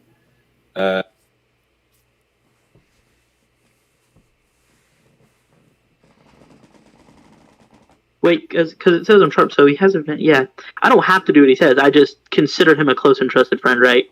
Yep. Okay, yeah. I don't think Butcher's ever surrendered a day in his life.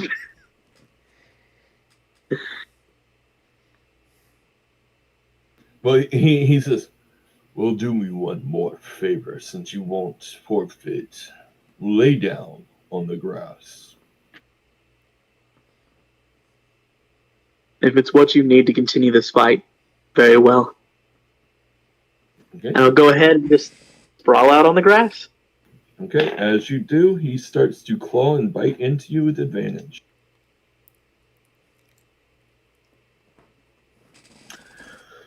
We'll find out. So the claw was a 12 to hit. Nope. The bite was a 15 to hit. Nope. All right, it's your turn. So, since he's done damage to me, I get to roll again? He did not Oh, no, do he hasn't done damage damage. to you. But he did do something harmful, so that breaks the charm. He did. As I'm on the ground and and he's attempting to tear into me, you're just gonna hear... So we have to resort to that. And I want to go ahead and make a grapple check. All right. Are you getting up on your feet first or staying prone?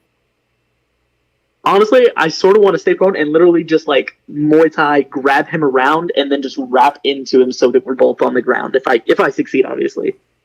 Okay. You will roll with disadvantage because you're prone. Totally fine. If I make it reckless, can I make it normal? Reckless is just for attacking. Is grapple not considered an attack? I guess it is an alternate attack.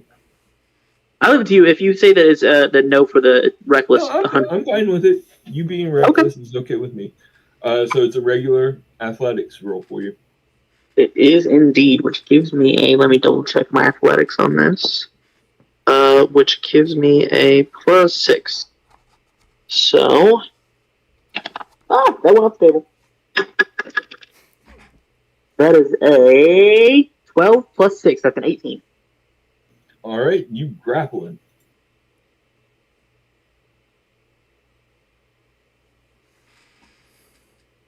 And then as I imagine like it's literally like as he starts tearing into me and like I feel it and I feel him like scrape against like the synthetic flesh and start to pull into it, then I'm literally just gonna grab my arm around his neck and just speak to him in the most calm tone of voice. I will beat you into submission with my hands, coward. And that's my turn. That's what I got. All right. With his turn, he is going to... Let's see.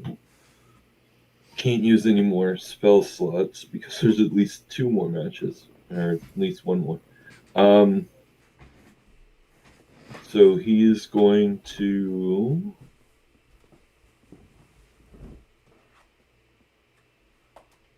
Yeah, he's going to shocking grasp you again since you reckless. Oh my god. I rolled double 5s, so that is going to miss. Becky, your turn. Well, before your turn, Eldaris, are you saying anything to this voice? After it says you poor child? Before it's Eldaris, I'm pretty sure if you're grappled... Oh, never mind. I'm sorry. I totally misread that. Okay. If they're not talking to me, I'm not responding. Okay. Well, there's a few moments of silence as the fight continues after they say, "You poor child." Or, "My poor child." And it says,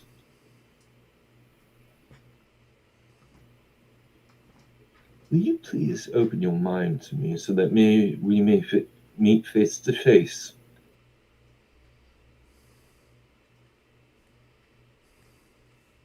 Tell me who you are. What do they call you? My name is not as important as my relation to you. I am your eldest ancestor. Can I insight that? Sure.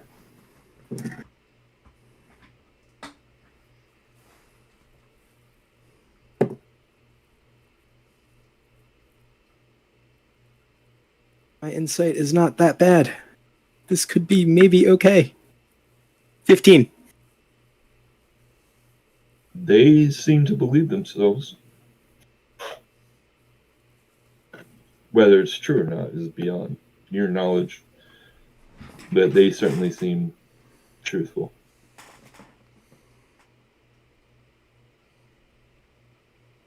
Eldaris will close his eyes for a second, think, and just quietly say, in time. But not now. And I must warn you, there's not much time left. They're coming for you, Eldaris. Butcher, it's your turn. What do you want to do? Now you got him grappled. We throwing hands. I'm punching. All right. First one gets the bonus, and that is a fucking 23 again, which is 5 points. And the second one is my bonus action does not advantage, so it does not get the bonus, so it's a straight roll. No, you get the attack bonus. You don't get the damage bonus. So it's just do 1 damage. Oh, I see. Oh, I misread that. I apologize then. No worries. Okay, cool. So that is a 12 plus 6, which is a 18. That will hit.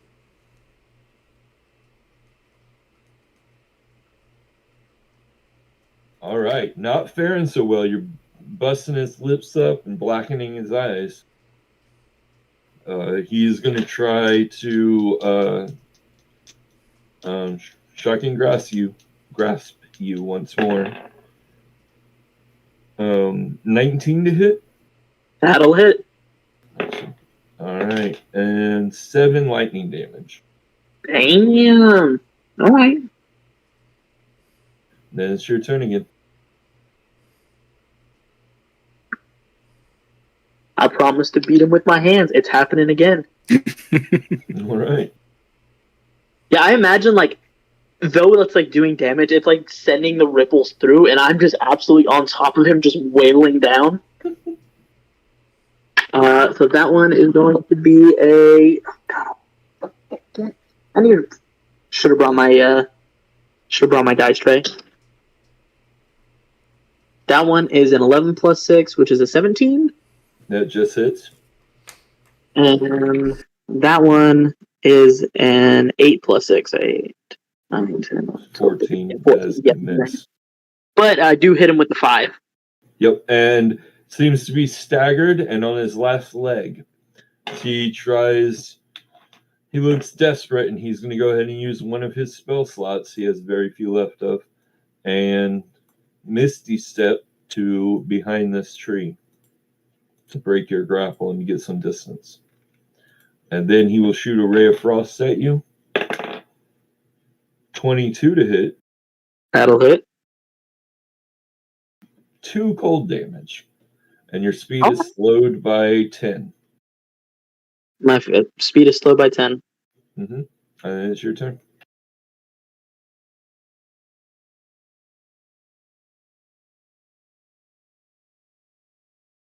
I'm going to... so, is it a bonus action or a free action if I wanted to pick up the pike on my way over to him?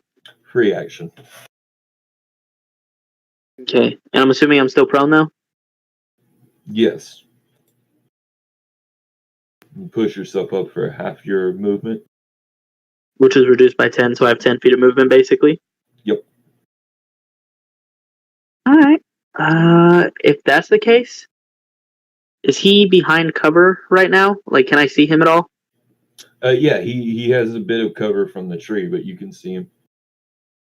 If I were to move, like, 5 feet to the left, would I see him better, or move, like, my 10 feet?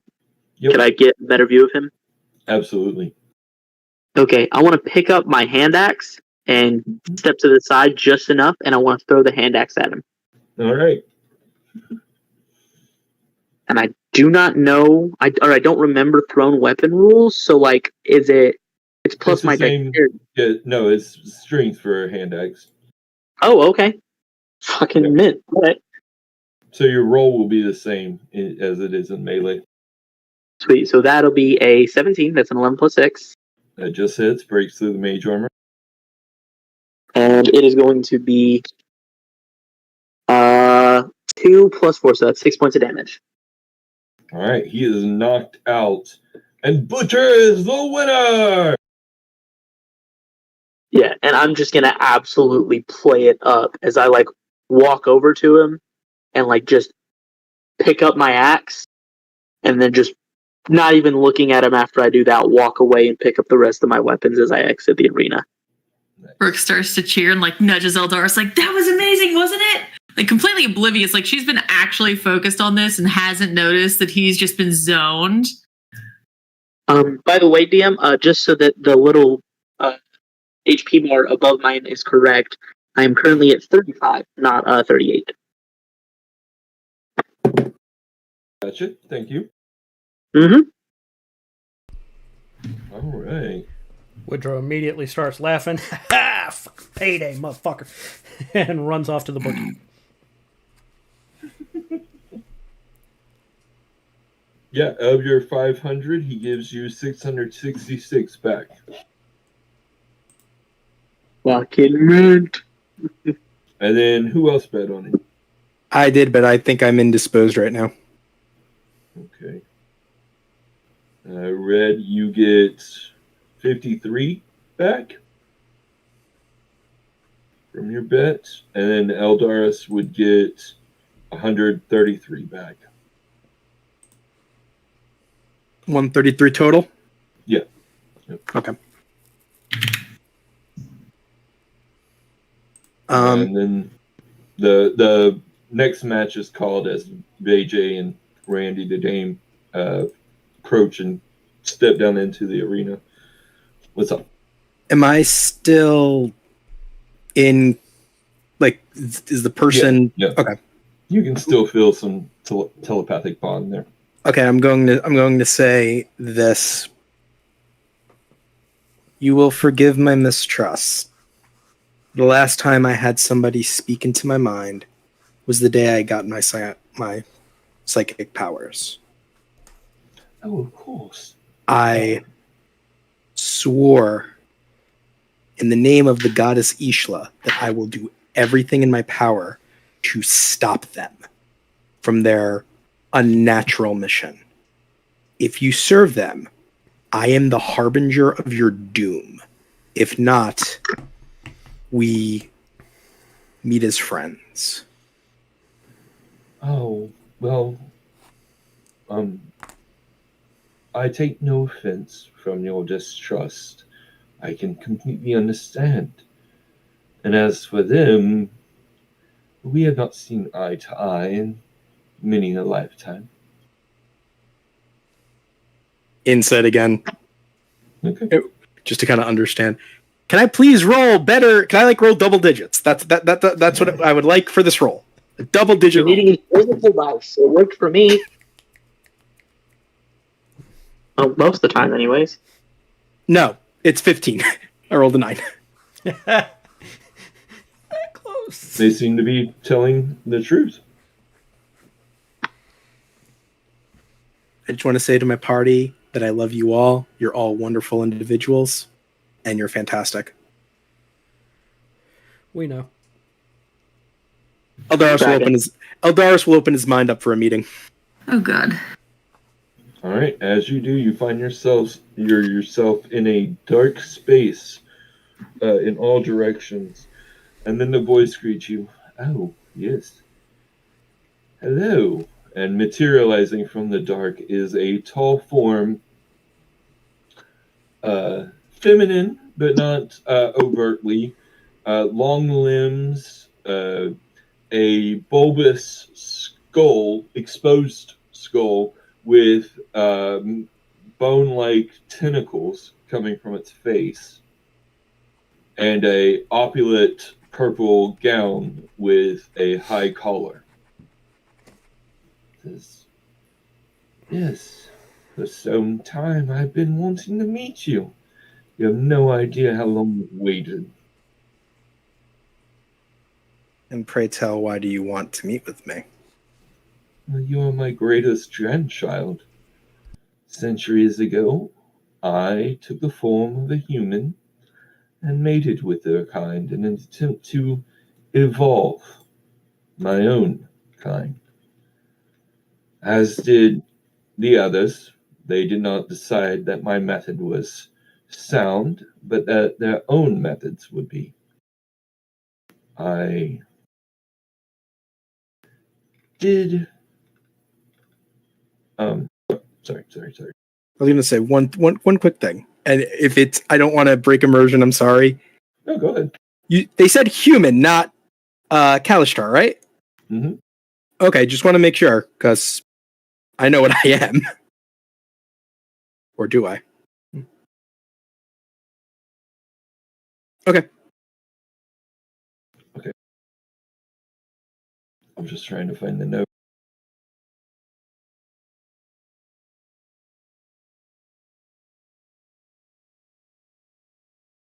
Oh, yes. Long ago, like I said, long ago I mated with a human to develop a new species, a continuation of our evolution, since we were cut off from our plane, our home, after the second star explosion.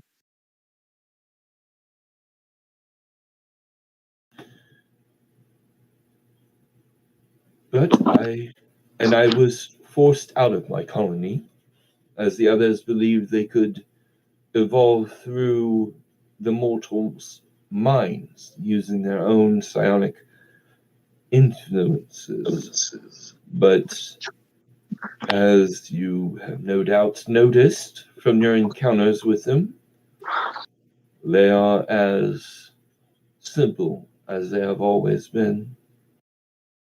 She raises a long, bony hand covered in rings and says, I, on the other hand, saw the virtues of physical evolution with them. And so the Kalachjar were born of my blood and theirs.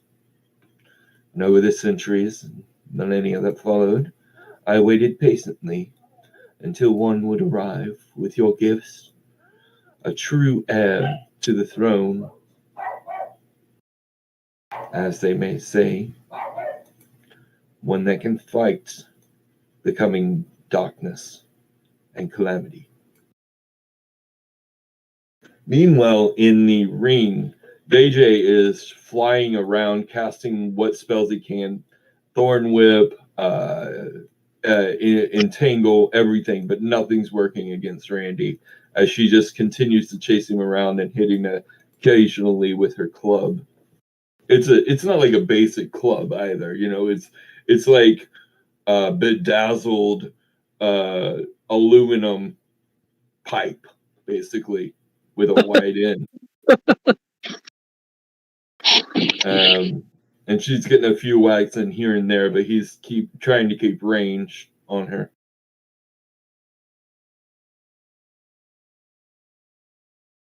But in the headspace, Eldaris' headspace, do you have anything you want to say? So you want me to fight the coming darkness of the others who believed in The others are inconsequential to the inevitable end of a lot of Last City. What I talk about is something older, darker, and stronger than any of us. A god is coming. What was that? A god is coming. His tendrils are already in this world, infecting beast and man alike, corrupting minds and setting them to mayhem, destruction, murder, with no rhyme or reason seemingly to them other than their perpetrator's devotion to him. Or should I say them, the twin of destruction Did I hear correctly? Twin of Destruction? Mm-hmm. Just want to make sure as I'm writing my notes as fast as I can. That's right. Yes, I believe you've already encountered one of his disciples. And not just but an hour ago, he ripped through to this realm and unleashed his minions upon it.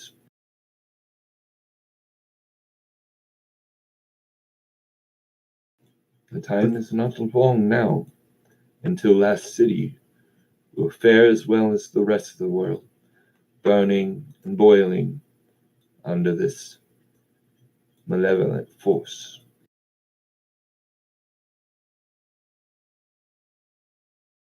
Question for clarification, if I may. Go ahead. Oh, this in character. Oh, The- okay. Sorry. The messages I've been getting.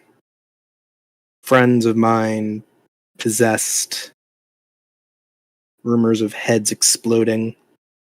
That wasn't you, was it? Oh no, I would not be so crude and crass with my operations. I think that this meeting would obviously tell you that I'm nothing like those. I do know of whom you speak. The Scourge and their elder have set upon you and care not for anyone in their way. I would suggest we find them and dispose of them before they become too much of a hindrance to the true goals here. And that, of course, is for you and your companions, should they make it, to face the Twin of Destruction and to save Last City. And then you kind of see in your mind, she like disappears in a whiff of mist as the darkness around you starts to form a solar system with binary stars rotating on themselves or revolving around themselves, and systems revolving around them and continuing on. And then you see what looks to be one of the worlds. There's water, there's plants, there's people moving around on it, until one of them, or a sect of them, summon forth the Twin of Destruction. And you can't make it out as it's too large for your perspective all of a sudden as you are on the ground on this world. And it roars out. The land begins to quake, tremble. The sky begins to melt. Clouds, atmosphere turning to hot rain, acidic rain on the world. And then the creature, this Twin of Destruction, all you get is this big orangey blob in front of you as it towers above even mountains. And it launches itself from the world, creating a huge crack along the surface, and goes towards the suns as you lift off the world with your perspective and watch it as it flies into the sun and begins to devour one of them, to rip into it and spill its energies out into the space and the universe. Eventually it becomes too much and it explodes out, but it stops, freezes in that moment, and your perspective is sucked back to the land, and you see another sect of individuals, these dressed in almost the opposite colors, in blues and silvers, even some golds and purples in there. You see they have done some sort of ritual where they have made a clay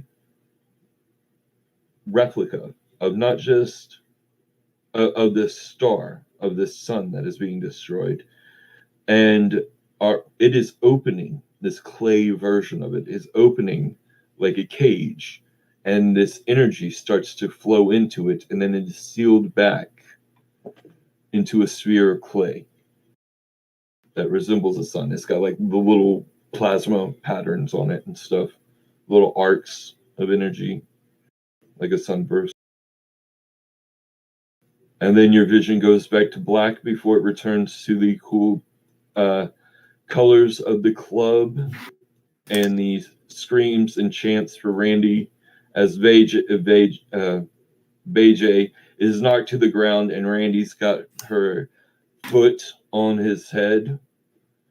And people are screaming for blood as she looks out over the crowd, and you all look over to meet her glance towards Baroness Sissel, who gives her one single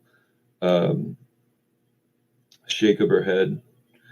And Randy relents and steps off, cheering or raising her hands in victory as they are declared the winner of the bout. What Eldaris actually sees is none of that. He sees Rook in his face going, "What the fuck? Dude, I'm sorry. God damn it, if your brain's eaten too, I swear." And she's like shaking him at this point. She got back from getting her winnings and he's just been zoned out for forever. Eldaris straightens his glasses. She looks freaked out. Like, what the fuck? Eldaris, who does not sweat, you could see his temples are starting to perspire. Even though he's pale as hell, it looks like his skin almost looks like it went from very pale to gray. And he's just and he just says, "Can you please?" And he fumbling, very hands are shaking a little bit as he is able to get his card. Give it to her. Just collect my winnings for me. And get me a whiskey, please. She will just take the whiskey that she had gotten, slide it over to him, give him a look, and then go to get his winnings. Before she even takes a step to get his winnings, he drains it. Yeah, it's flat though. There's no fizz in the whiskey at all. He can't even taste it. He's like, and you just see him again, looking like a wreck. And he just he'll before you leave, he'll just gently grab your hand, not to scare him, just that wasn't them. My mind is here. I just need a little time to process. It's okay. Yeah. No. Okay. Yes. Did Butcher won, right? Yeah. That's why you have winnings to go get. Right. Oh, I'll be back. Just Eldaris tries to get up, and he just puts a hand on his shoulder, no. Send Butcher to me, please, so I can heal him. But before the next look over at Woodrow. Yeah, I got him. And she just kind of again pats his shoulder. It's gonna be okay. Yeah. She'll actually slightly awkwardly lean forward and give him a little bit of a hug, and then kind of go to get him another drink. Okay. I will say that Butcher, while you have not been in a fight, Prior Merverine has healed you for 19, which should put you back at the max. I will fucking take it. Saves my spell. You also notice that the Baroness gives, or the Baroness Anchigek gives Wormmeal a large potion. It doesn't heal all of his wounds. He's still got a black eye and a busted lip, but he looks much better. As well, the other sponsors start to give their money. It looks like Cheeky Reply is just constantly trying to repair her battle suit from the damage of the first fight. She doesn't look like she's doing too much repair on it. Mostly just, it's not being repaired a lot. It still looks pretty beaten up. Oh, sorry. Go ahead. While I've got a moment at the table with Eldaris, I'll tell him the venue heals the fighters. Manager should know that. But now I see why you don't drink. You don't. If I'm his manager, I thought that Don't I worry could about heal. that part. Where'd you go? I don't know, but I saw something horrible. Something that did happen or something that's gonna happen? Going to happen if I don't stop it. All right. We'll stop it. Take a breath. Here, finish my beer. I'll slide it over to you. Same thing, without even tasting it. Yeah, that's fine. So No. this, I'm Dude. assuming I've gotten out of the arena, right? What's up? So like, I just think it'd be absolutely hilarious to pull up, be like, "Hey, party people!" and then I just see Eldaris drinking and be like, "Who died?" Eldaris looks up, and then like his like Way you to see like trigger him. you see like his face process it, think of a reply, and then kind of be brought to reality for a second. It's like, I missed your fight. You did well. You won. You look healed. Good. I am sorry. I was called away. Oh, good. I'm like 90% sure that they got a full recording of that, and Gage is going to get multiple copies because I fucking kicked ass. Yeah, those with tickets would have a link. The ticket would give you a link to this streaming site or Nice. casting site. Maybe that's what I'll call it in this world. Yeah, I think it's a casting set. Rook's sitting there. She's waiting for the drinks, just making little short clips out of them and then sending them to their group conversation that she has added Woodrow to probably about 4 times. He keeps moving himself. She keeps adding him back as she sends things. Once Butcher and Rook are back at the table, I'll also go ahead and get my winnings from Randy's fight. I had 500 in.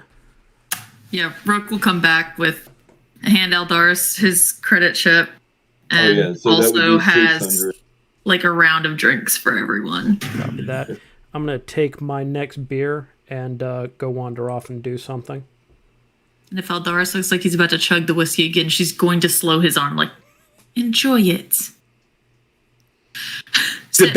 He's actually about to, but instead he just takes he just goes, no. And she also brought him a water in case he changes his mind. He hands her the whiskey, sits a little taller and just kind of like, the meticulous, like, straightens up his attire. She's kind of, oh, we're back now.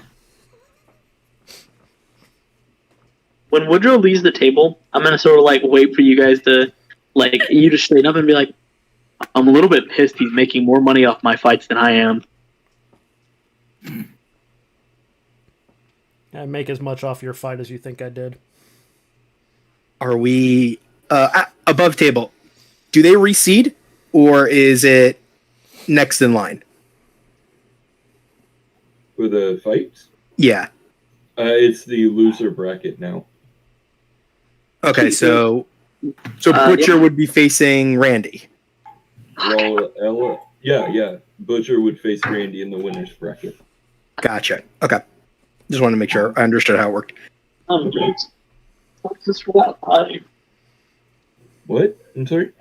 I said I'm gonna have to use some resources for that fight. But next up is Brawrella versus Mankrenug. While this fight is going on, I'm going to go take a look at that toy that Cheeky Reply is tinkering on. Okay. It's hell of a suit, kid. Oh, hi. Oh, hi. Big fan. She puts out her hand. I'm Cheeky Reply. Yeah, pleasure. I don't get many fans. I think you might have me confused with somebody else. What you got going on here? What kind of system you running?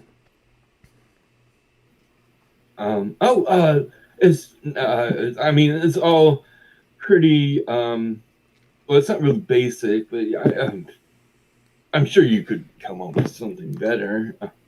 I'm going to start eyeballing it and the damage and see what I can do to help her out. Okay. Mending would be the biggest bonus if you have the mending cantrip. I absolutely do. Yeah. So that would be the most help to her.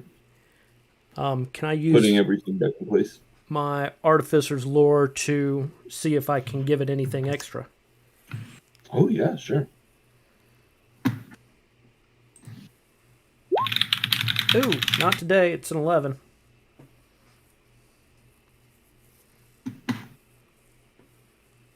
Okay. You aren't able to boost any of the effects, but between the two of you, you have it up and fully functional within a couple of minutes. Does Butcher see this? Yeah. Oh, thank you so much, Mr. What is it? Willis Lich? Willis, is that it? Willis Lich? Wilton Smith, kid. Told you. You've got me confused for somebody. I don't think so. I mean, but if you want to talk privately, and I'll send her my coordinates to the shop. Oh, okay. Great. Yeah, I would love to come by. Wilton Smith. Wilton Smith. And I'm trying to get it into her head. She smiles really awkwardly and gives you a double thumbs up. I got it. Wilton Smith. All right. And I'll head back to the table. You hear her talking to the battle suit. Can you believe that? That was Woodrow Willis Lich. Fucking kids. I trust your wagering has gone successful, Mr. Woodrow. Pretty good so far. About to go throw down another chunk of change in the loser's bracket. Why, you need another drink? Rook's just sitting there with a whiskey in one hand and the other whiskey, waiting. No, we to go flat. Yeah, she's waiting on that one to go flat because that was the one she brought for Eldaris, and hers is already flat. Can I press the digit? Guys, could I press the digitate the whiskey in her hand to go flat? I suppose so. I'll just do that for her. By the way, when Woodrow comes back to the table, he notices the most death glare of all time for Butcher. And rolled intimidation for the 19. Fuck is your problem?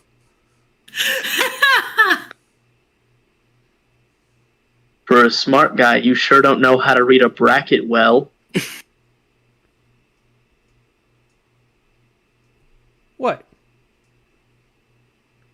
You aided his potential opponent. Why, in the arena of Father Strife, would you help my opponent? You're not fighting her, you're fighting Randy. When I beat Randy, guess who's next in line? By then she'll It's be gonna be messed softened up by for then you. anyway. It's fine. Sorry, what'd you say, Rick? So now the suit's gonna be messed up by then anyway. It's fine. Yeah, because she's going against my favorite, Gloofy Gloop, who I was hoping to fight in the finale. Meanwhile, the fight between Brawrella and Mankernug begins. Mankernug immediately goes invisible. Brawrella goes out to the center and kind of just waits in a defensive stance.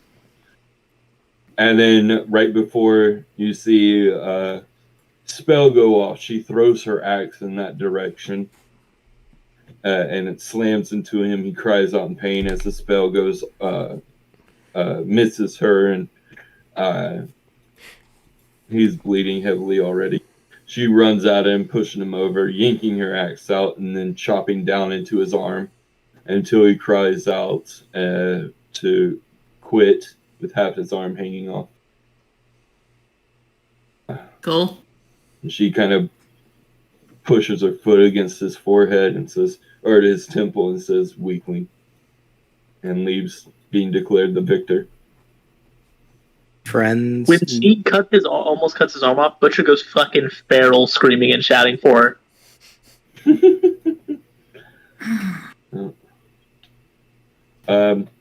You see, We lost he your goes. We lost the first part of that. Yeah, we can. Yeah. He did not have a sponsor.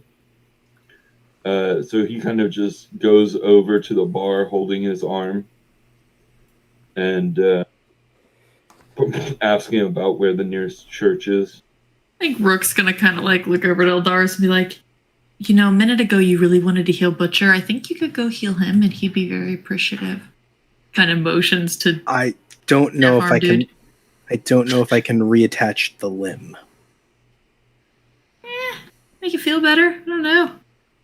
Buy him a drink. Oh. Just kind of shrugs. I don't know. I'm not a healer.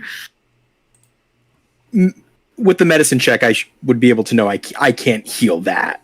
Like, I'm not a proper priest healer-esque. Right? As long as you said it, you should be able to heal it. Oh. Okay. If in that case, I'll go see if I can help him. Okay. You go over. He's a bit skittish as you approach. A little bitty, much younger than Woodrow as a gnome. Kind of bluish hair that's kept short and combed over to the side. Just relax. I'm here to help you. Maybe save your arm. I'd really appreciate it, but I can't pay you. Sometimes a good deed is its own reward. He looks at you strangely. Not in this city. Well, perhaps the city, he was whispering, perhaps the city needs a bit more of a positive change then. And Eldaris will try and set the arm as best he can. While he's doing that, Rook's just like, wait, I can heal people. And then just takes a drink.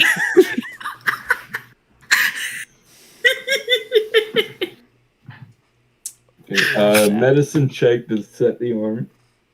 Before I do the medicine check, can I cast guidance on myself? Absolutely.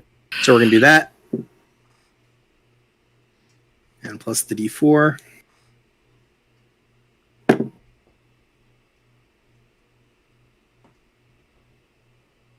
$18.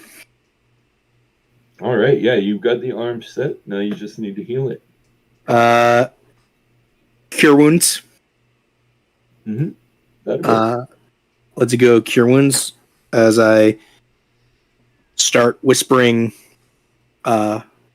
prayers to Ishla for guidance and delivery. And he will take 8 total points of healing.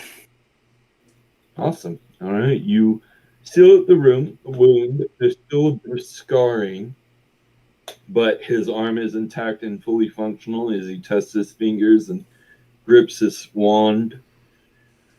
Thank you so much. I really appreciate that. I can't believe it's just someone handing out magic. The pleasure is mine. He reaches as though to give like his card. Stops. He's like, Ishla's blessings upon you, friend, and best of luck in your future trials and combats. And to you. Let me get you a drink at least. Oh, He'll signal for Mickey to make you a drink. Just water. Just water for me, please. Oh, that's not much of a drink to buy. Don't worry. Pay it forward. Pay it forward. Have you heard the expression before? No. Tomorrow, do a small kindness for somebody, even if it seems unusual.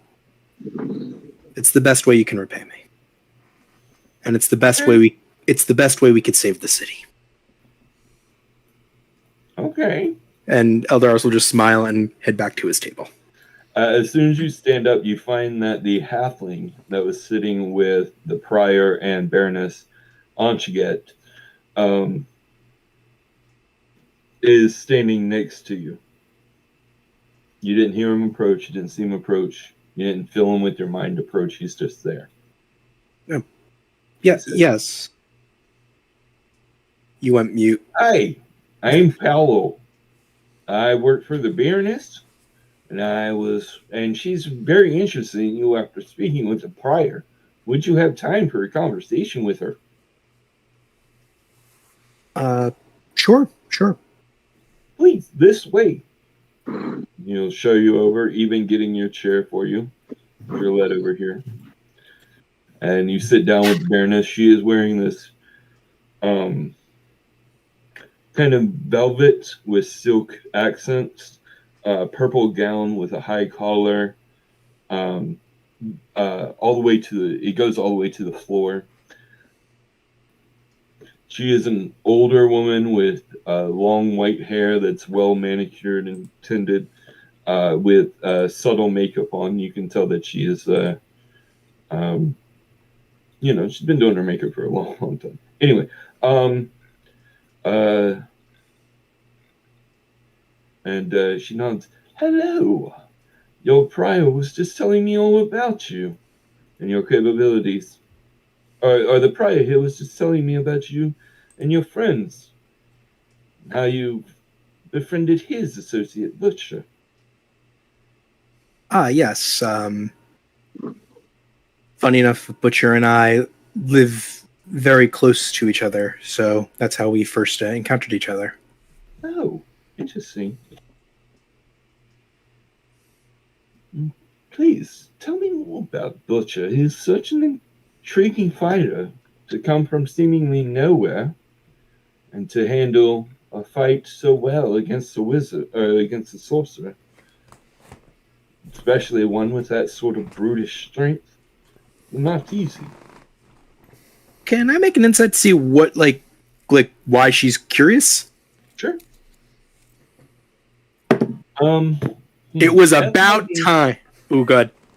That might be too broad because you might have to ask her questions to figure that out. Okay. You could roll an insight for her, not necessarily her motives, but her intent, maybe, with this. Cool. Can I keep the roll I just rolled? Absolutely. Great. It was a nat 20. Finally. You get the sense that she has absolutely no interest in Butcher, Woodrow, Rogue, or Rook, or the Prior, Merverine. Her only interest is in you. Okay. Eldaris will straighten his glasses and just go, oh, well. To be honest, I really have met my acquaintance with Mr. Butcher is rather recent, but he is a tremendous fighter, fun person to be around. I've enjoyed the company I've shared with him. Friendly, brave. I think the arena suits him in an odd way, and I think if he was more well known, he'd probably would have quite the following.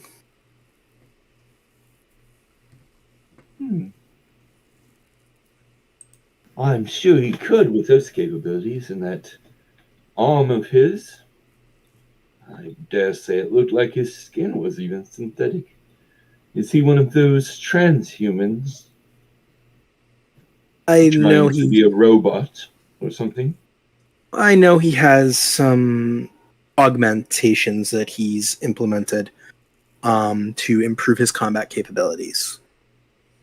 I don't know if he is one of the people who believes that what's that old line that Kook said?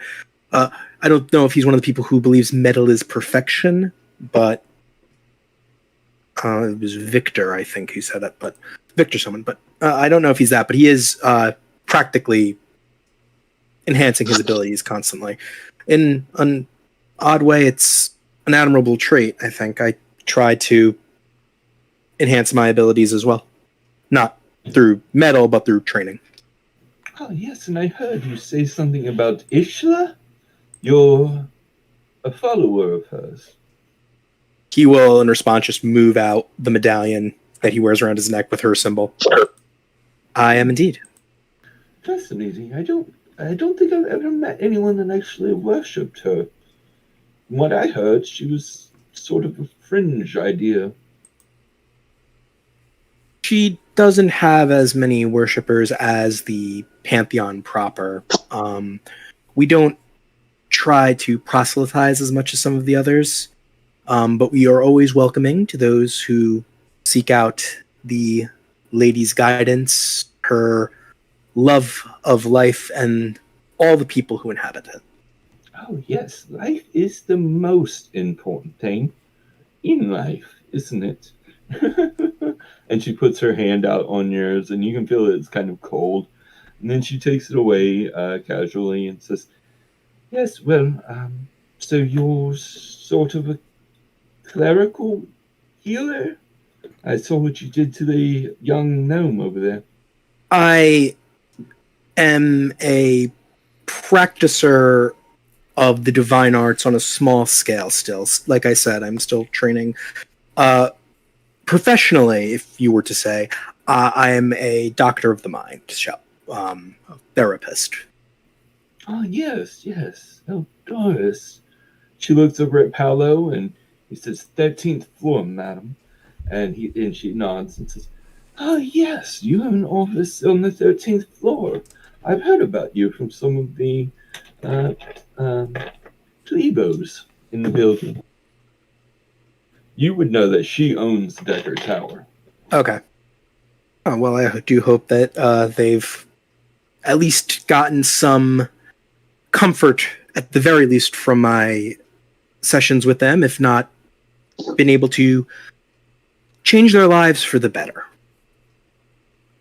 Well, I'm sure you have. You seem like quite the capable young man. Meanwhile, the fight... Oh, sorry. The fight begins...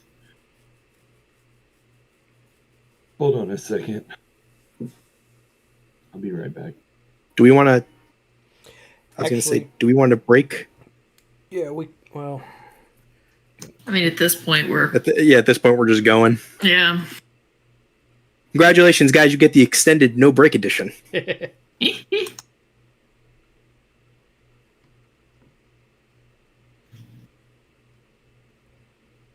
Yeah, sorry about that. About no break. I was hoping to get one, but we've got a lot still left and only 15 minutes to do.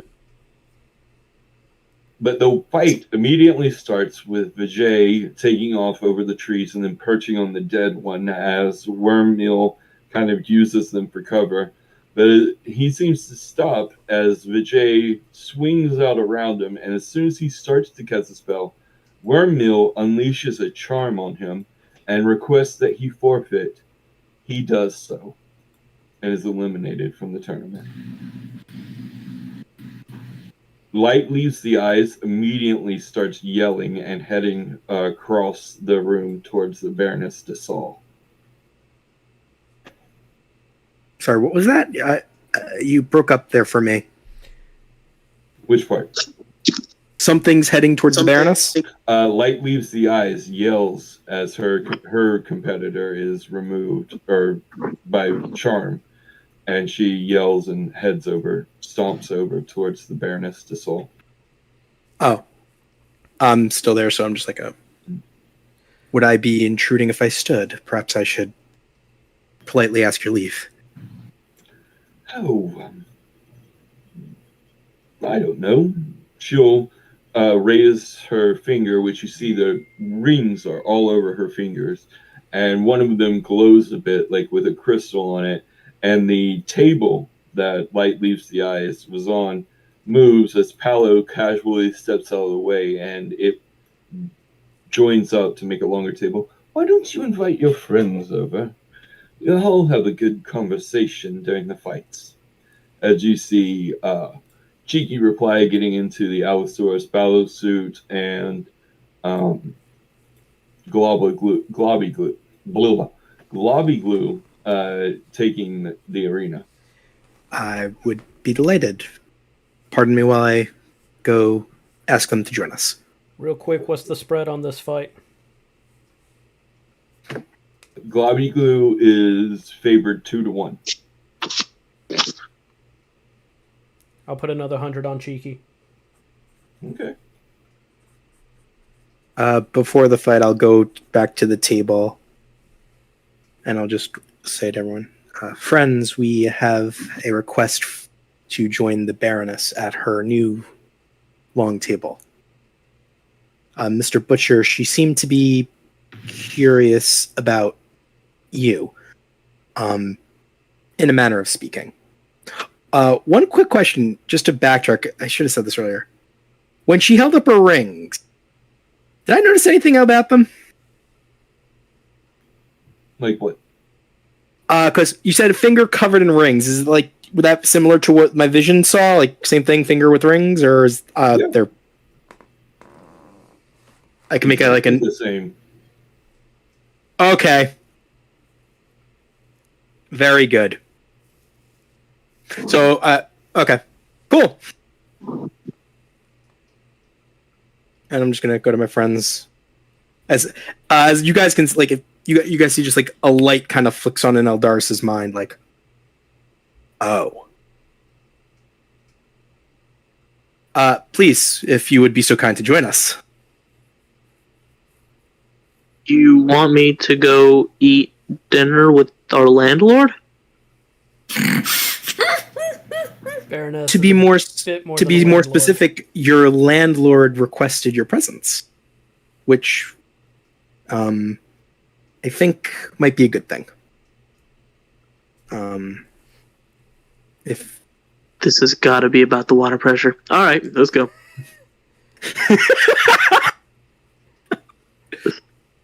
Wait, Mr. Butcher, quick question.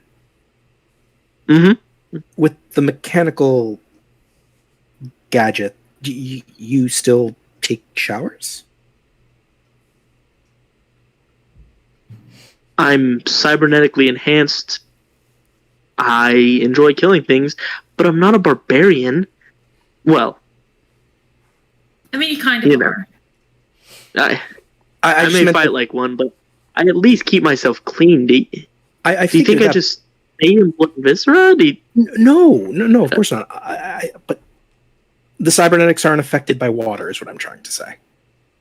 No, I'm... What year do you think this is? Perfectly sealed system. I mean, like, I have enhanced scrubbers that, like, help me to clean some of the mechanical parts better, but, like, you should know about that. Do you not maintain your arm? Eldaris will just roll up, like, his sleeve a little bit. You can kind of see it's maintained, but it is cheap. Mine doesn't have the bells and whistles. I think Rook's just like it's looking at Woodrow. It's not about the bells and whistles. It's like, we'll go over grooming and maintenance of mechanical parts later. Let's go sit at the table. I follow all the recommendations they told me when I got it. Right, but are you using full synthetic oil or are you using that mixture? As they have this conversation, whatever's at the shop, towards the table, she just like pats Eldaris on the shoulder and just goes, "Woodrow can take a look at it later, right, Woodrow?" Yeah.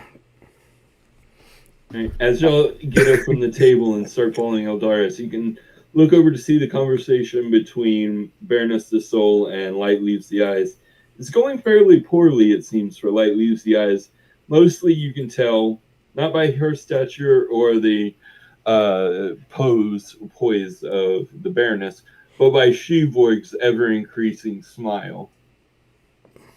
And then light leaves the eyes, kind of stomps away, goes to the bar to speak with Vijay. But you all make your way up onto the rise here to sit with the Baroness, Paolo, and the Prior. The Prior nods. Can't believe we're having dinner with your landlady. With a bow, Eldaris say, Baroness, if I may present, Mr. Butcher, Miss Rook, Mr. Woodrow. I give nods to Shevorg and a full bow to the Baroness. Rook will see Woodrow do that and kind of do the same afterwards. Rook, you wouldn't be, by any chance, relation to Gwynestry, would you? You look absolutely identical, except for your skin tone. Oh, Gwynestry Farrenwith.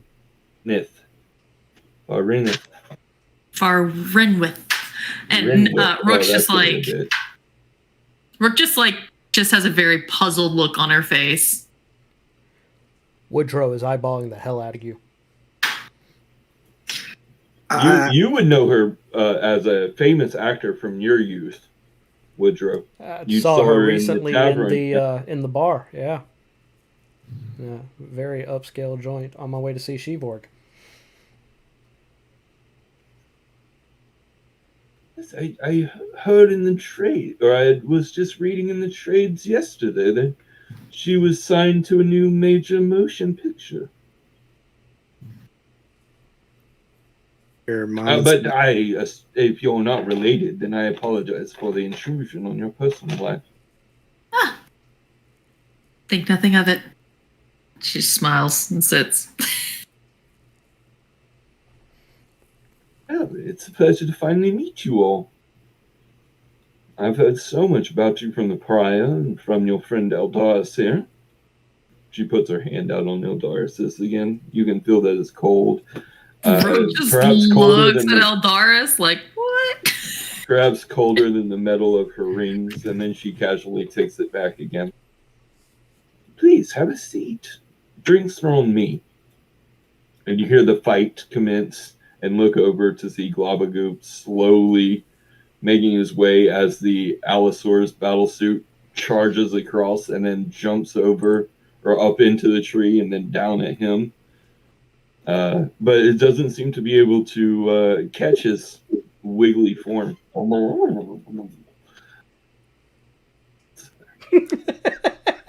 No, that was beautiful.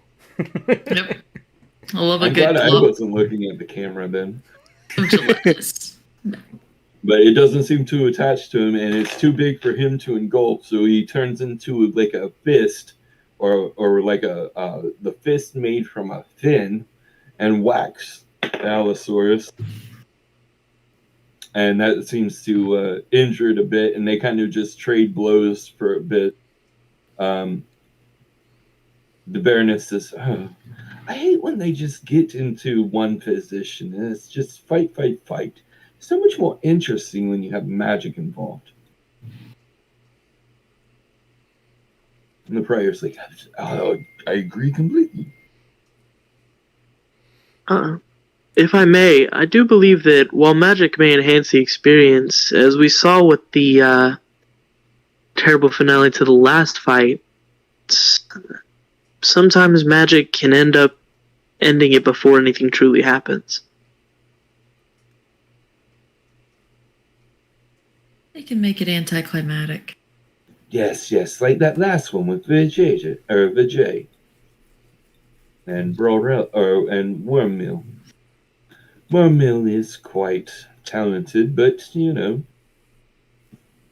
I had my eye on another to sponsor, but they weren't available. A great second choice. I will say I was lucky that even my closest friends can't get me to surrender. he would have had me. Yes, well, it was interesting how you played that to your strengths.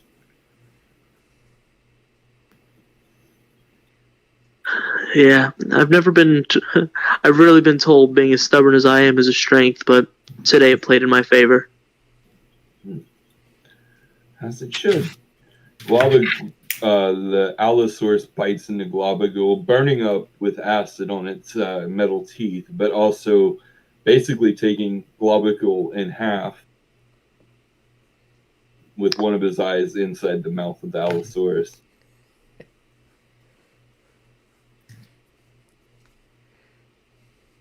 It's not faring well for Globagul.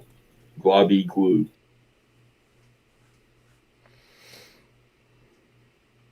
Oh, terrible.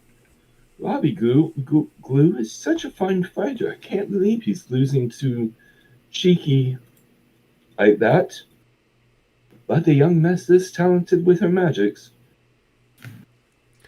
The tech's not bad either. Had a chance to get a look at it earlier. Paolo agrees. He says, yes, it's very good. I was admiring it earlier on a cast I was watching of her fighting 3 automatons.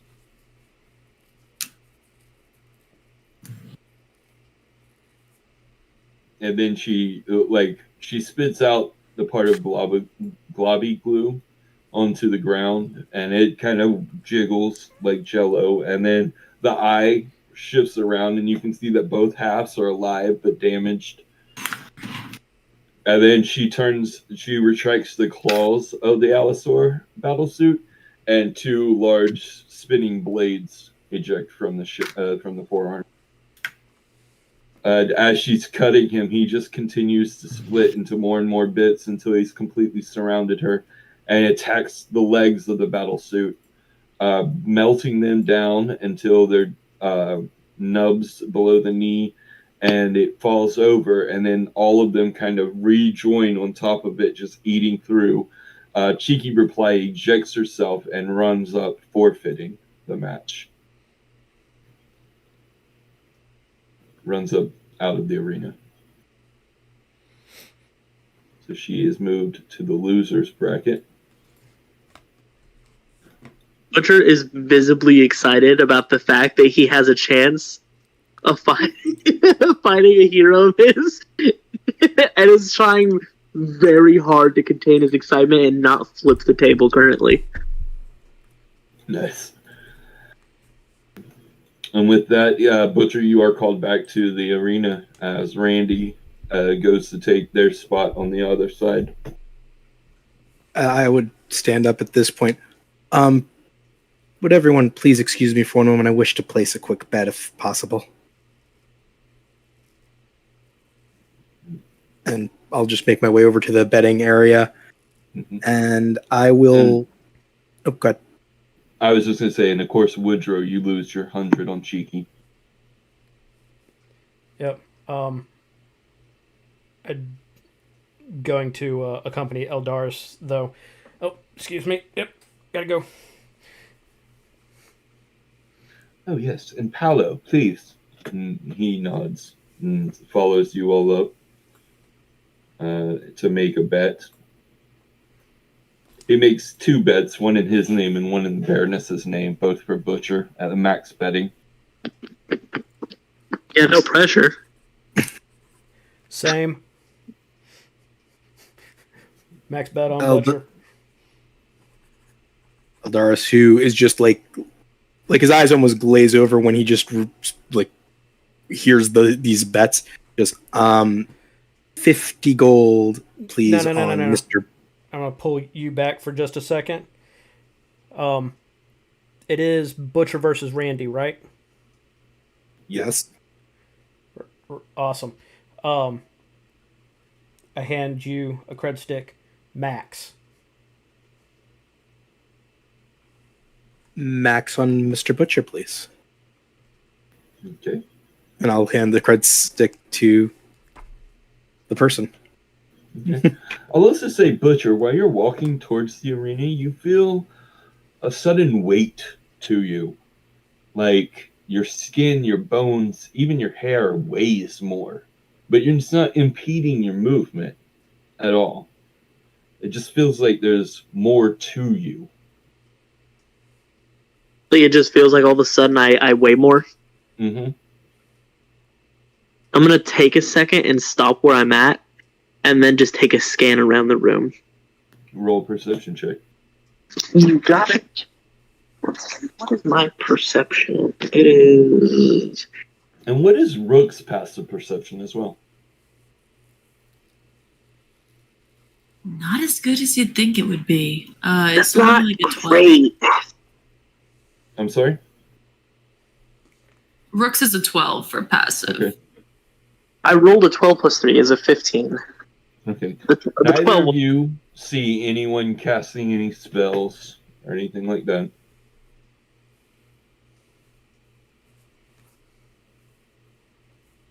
But you don't see anyone paying you any more attention other than the table with Rook and the Prior and the Baroness. The Baroness and Prior raise their glasses to you. As Paolo is walking back. Okay.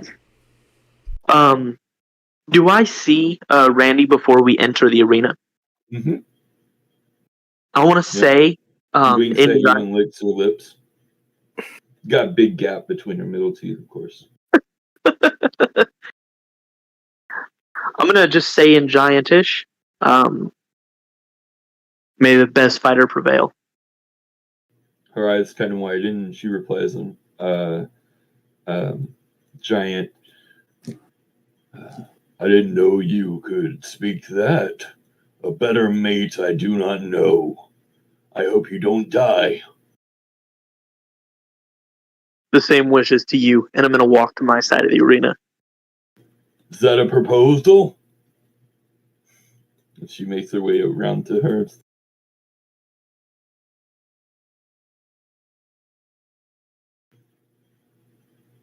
Dearly. Oh, I'm so pumped.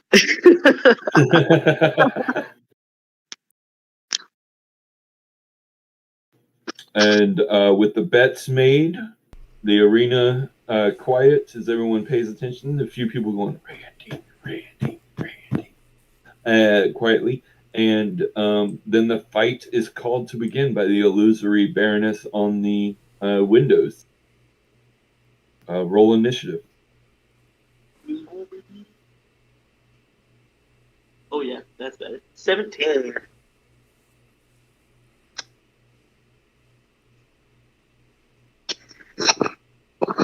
All right. You go first.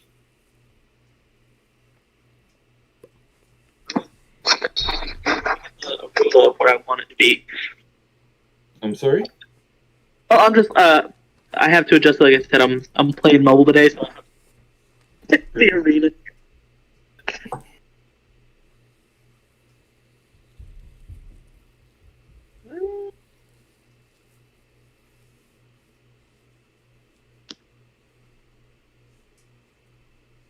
Yeah. I am going to start by moving 30 feet forward and pulling the Actually, before we start this, can I ask a quick question to the DM? Sure. What is my recharge on the laser cannon? Like, how many rounds is it, or like, what's the usage on it? It's got an arcane power switch. You don't have to worry about recharges. Okay.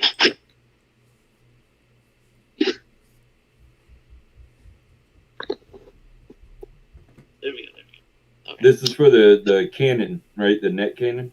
Yes. I just wanted to double check that before I started using it in battle. I wanted to make sure I fully understood. Yeah. That's so good. as I move forward, I'm going to pull the laser pistol forward, and I'm going to make an attack roll with it. All right. And this is going to be. Oh, that is not. Pops up like the Predator cannon. No, so I'm actually not using that. I'm using the actual laser pistol first because the range is a little far for my cannon. Okay. But I'm really going to start by like running forward and trying to hit her with a long range attack before we actually start with the whole hand to hand. Okay. Sadly, I rolled an 11 and it's a +2 because dexterity. So that is a 13 to hit. 13 hits. Holy shit! Great. That is.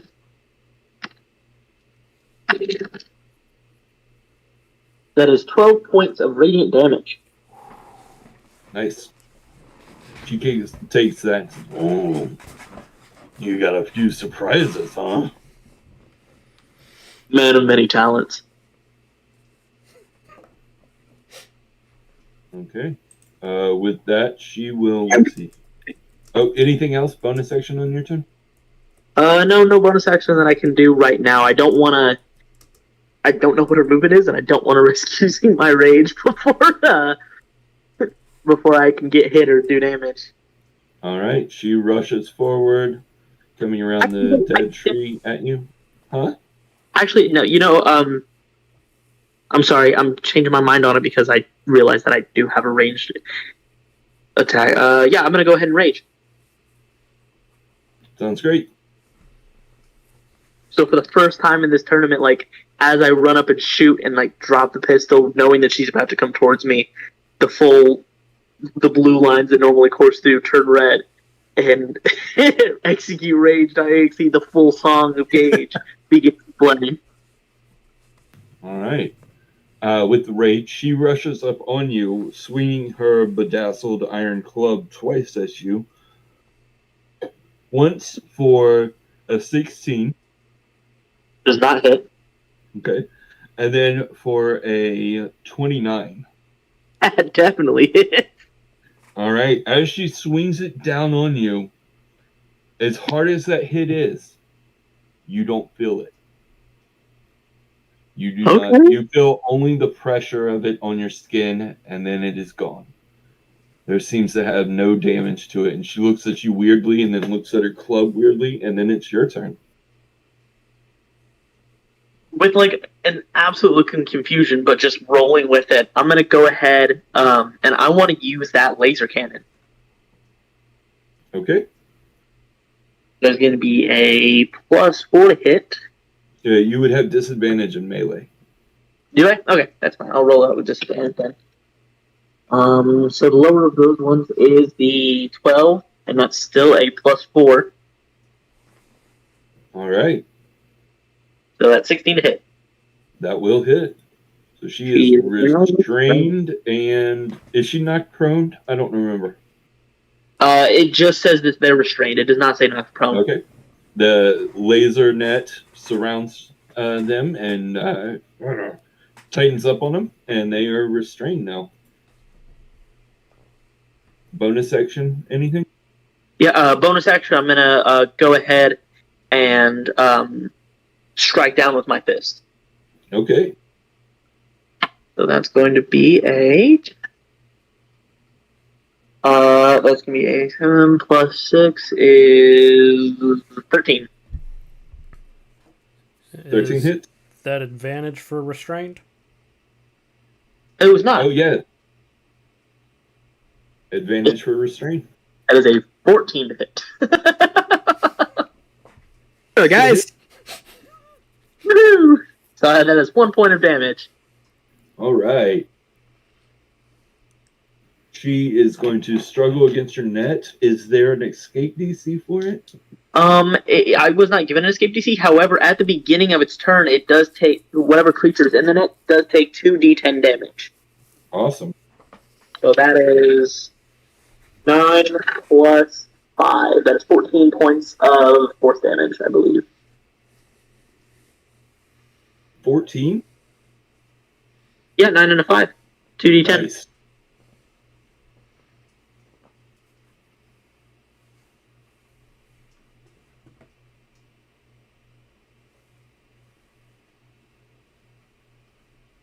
And yeah, so that's their turn.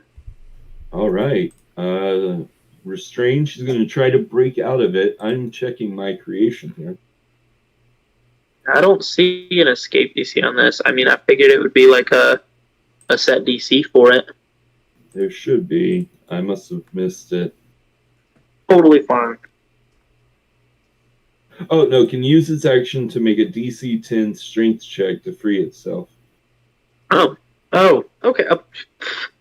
The mobile site for D&D Beyond struggles sometimes. That's fair. They are able to rip out of it, but that is their action and turn. Okay. For the rest of you at the table, including Eldaris and I guess Woodrow went back to y'all's table. But Wanted you a better can see view. Okay, that's fair. You can Rook and Eldaris can notice that the Baroness is looking over at the other Baroness, Desoul, and she is staring back. They seem to be, much like Eldaris and his telepathic communications, having a telepathic conversation, not paying attention to the fight.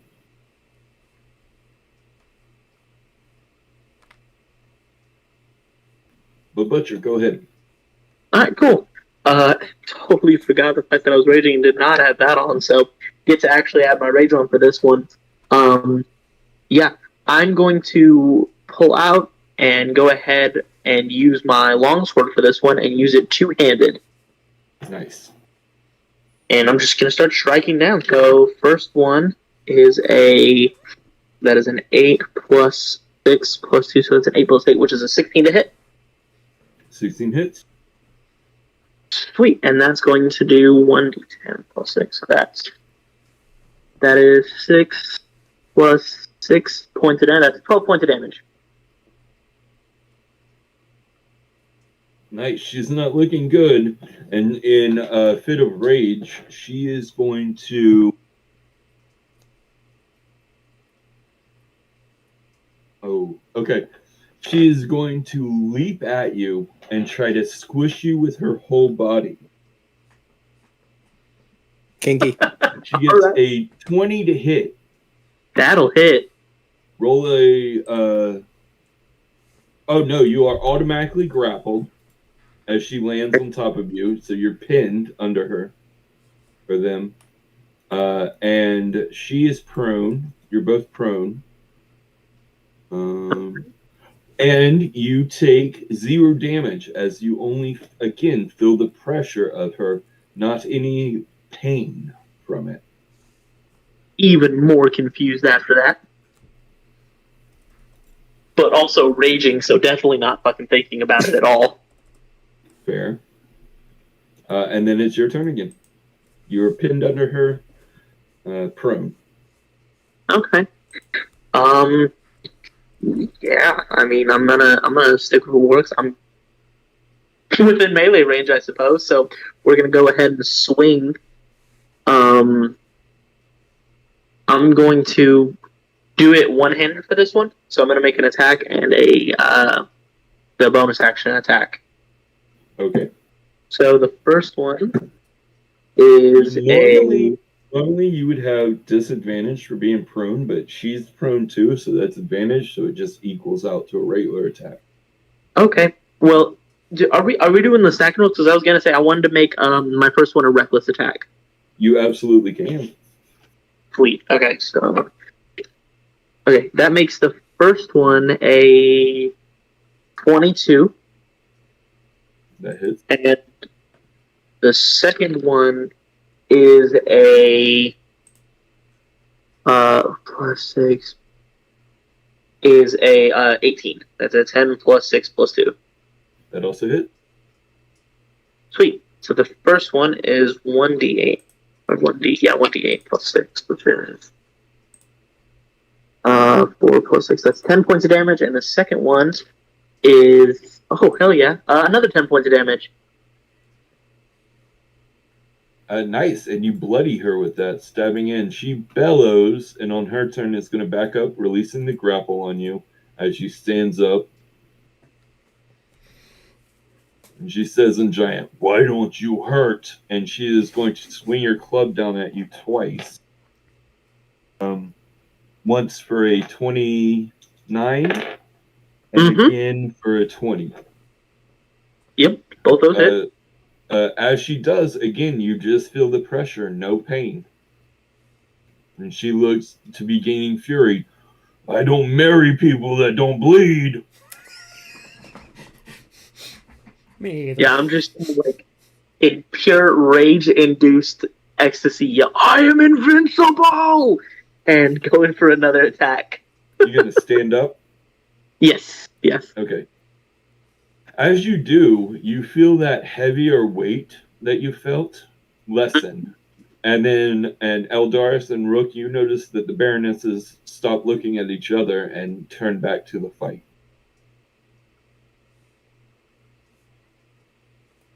Yeah, but the full. Honestly, I like maybe feel the lightness sort of go off, but like I said, the pure ecstasy of watching these blows bounce off of me, plus the rage core just rolling right now. I yell, I'm invincible, and I'm going in for a full-fledged attack right now. Reckless and all. Another 2 swings. Awesome. The first one is a 17 plus 6. 23. And the second one is a 9 plus 6, which is 15. You only have one attack, right? Yeah, I was doing the bonus attack because I made both of these one-handed attacks. Yeah, on your offhand, you don't get the damage bonus, only the damage die. Right, but I do still add my rage bonus, right? Yeah. Yeah, that's what I did. On the first one, I rolled a 4 plus 4 plus 2. And then the second one, I rolled an 8 plus 2 when I did it on the last one. Okay, I was just making sure. Yeah. So for that one, I get to roll the damage. The first one is a D8 plus 4 plus 2. Fuck. Which is 1 plus 4 plus 2, so that's 7 points of damage. And then this one is just a D8 plus 2, which is 6 plus 2 is 8. She is not looking good and enraged. She is going to swing her club down on you again. You reckless. So she has advantage. For a 25 to hit. That hits. And this time you feel pain. Hell yeah. As soon as I can get my D8s out of my bag. I have 8 of them in here and I can't find any of them. It's 14 damage for the first hit. Okay. Reduced to 7, of course. Yep. And then the next one is a 20 to hit. Yep. And that is 20 damage, reduced to 10. Okay. And then it's your turn. It says, good, you hurt.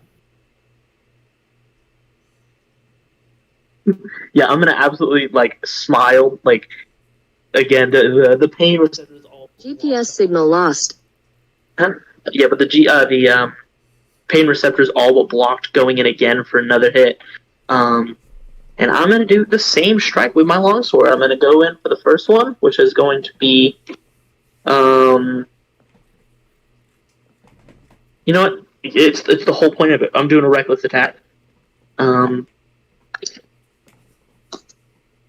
Which worked out in my favor with a beautiful natural 20.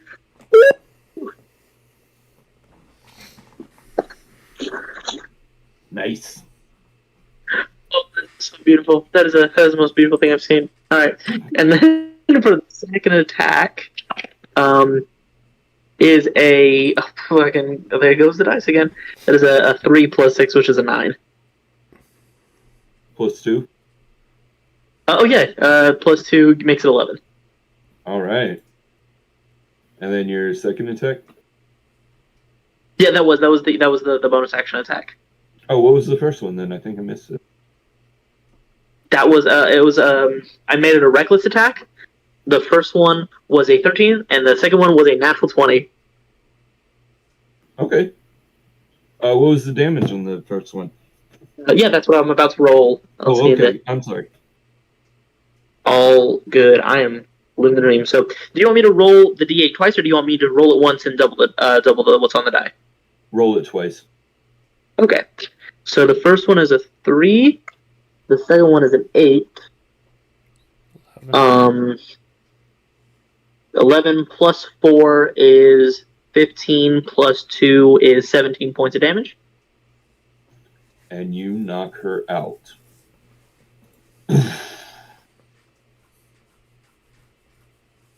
Yeah, with her falling to the ground, I let all of the built up steam from the rage core exit in an absolute pyrotechnics display of pressurized steam putting off as I scream, and the red light's just absolutely flooding the room.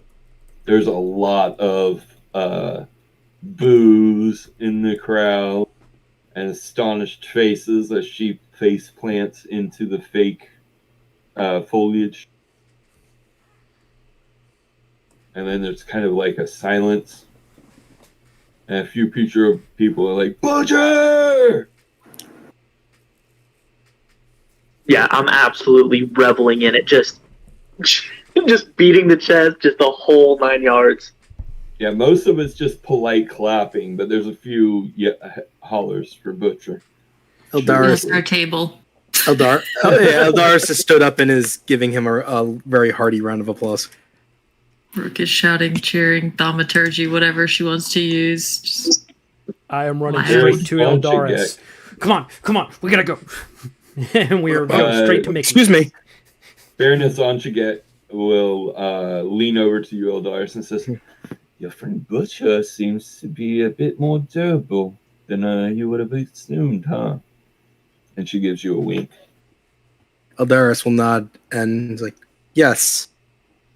I believe that he can take a little bit more of a hit with some, shall we say, augmentation. And a little knowing smile. One of the Mickey will come down with a potion for Randy after you've left the arena, and there's a 15-minute break before they switch back to the losers bracket. And you're free to explore the club and whatnot. As she wakes up, as if they had a hangover. And you can see the absolute disappointment on Baroness de Sol. Her face. This is the first time she's actually shown emotion.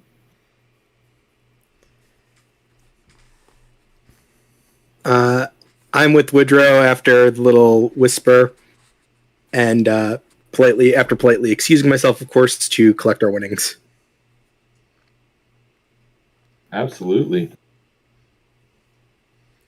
It was 5-1. You bet 500, or it was 1-5, and you bet 500. That is a $2,500 or 2,500 gold payout. That would be $5,000 because I made him bet max also. Yep. He gave me a card. You notice that Paolo, the halfling assistant to the Baroness, and Greg, only picks up one payment of winning, even though he bet on Butcher with both of them.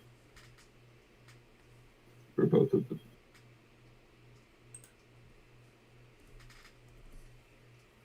Anything. Is there any further conversations you'll want to have? Just before we call it for the night? I will say to Mr. Woodrow, what will you transfer into my account? You get 100. I just want to say, as you guys are having this conversation, I want to pick up Woodrow by the collar and start dragging him towards a private area where we can talk. Wait a second. On. You were going to bet 50. It was 5-1. Sorry, take 250. More like it.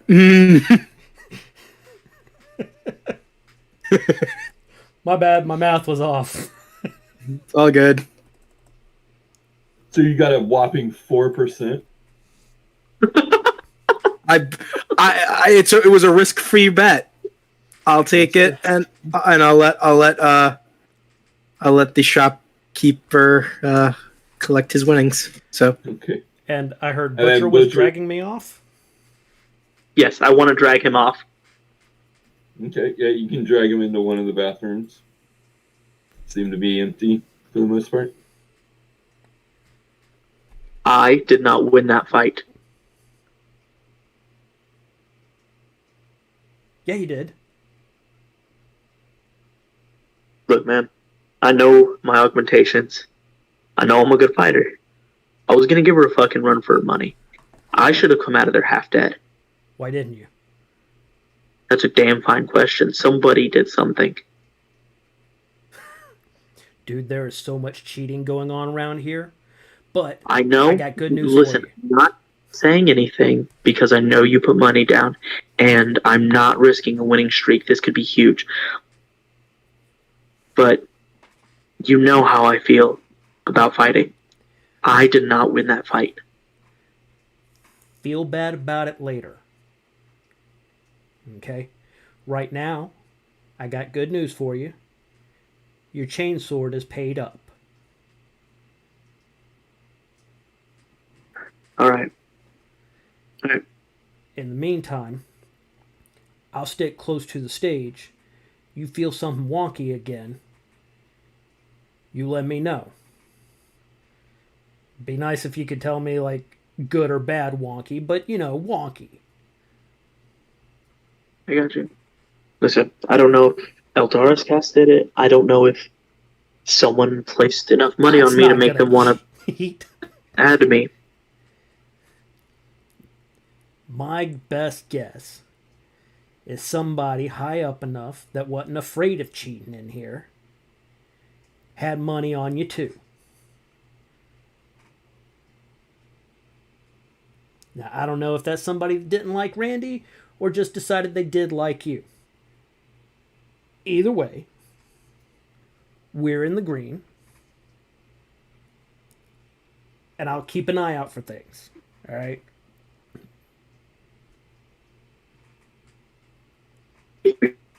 Whatever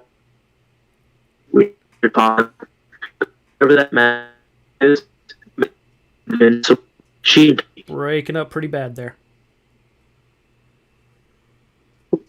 him. That's real bad. Can you type it out for me?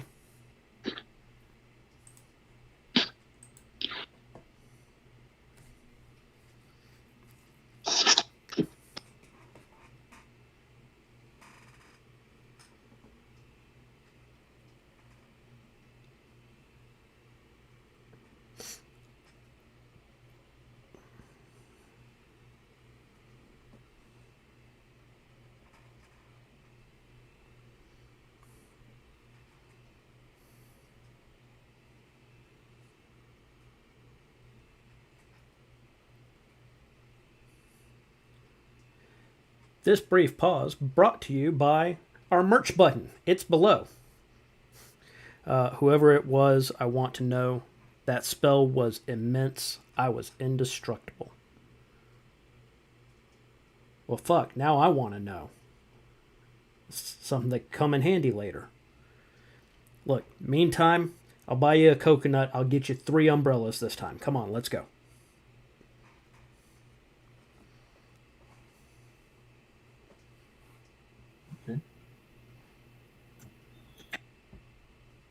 The Baroness welcomes you. Thank you so much for that amazing fight. I've never seen anyone stand up to Randy like that. You did good, Butcher. Yeah, buddy. And with the congratulations to Butcher and Wormmeal and Brawrella taking the arena, we will call it for the night and for Chapter 1. A hole in the world. Ooh. Sweet. This could be real fun when I get to tell you guys what happened to me. Yeah. Haven't really had a lot of time to Decompress. converse. Fucking fight night, baby! Well, I hope y'all enjoyed this. I thought it was pretty fun. Absolutely.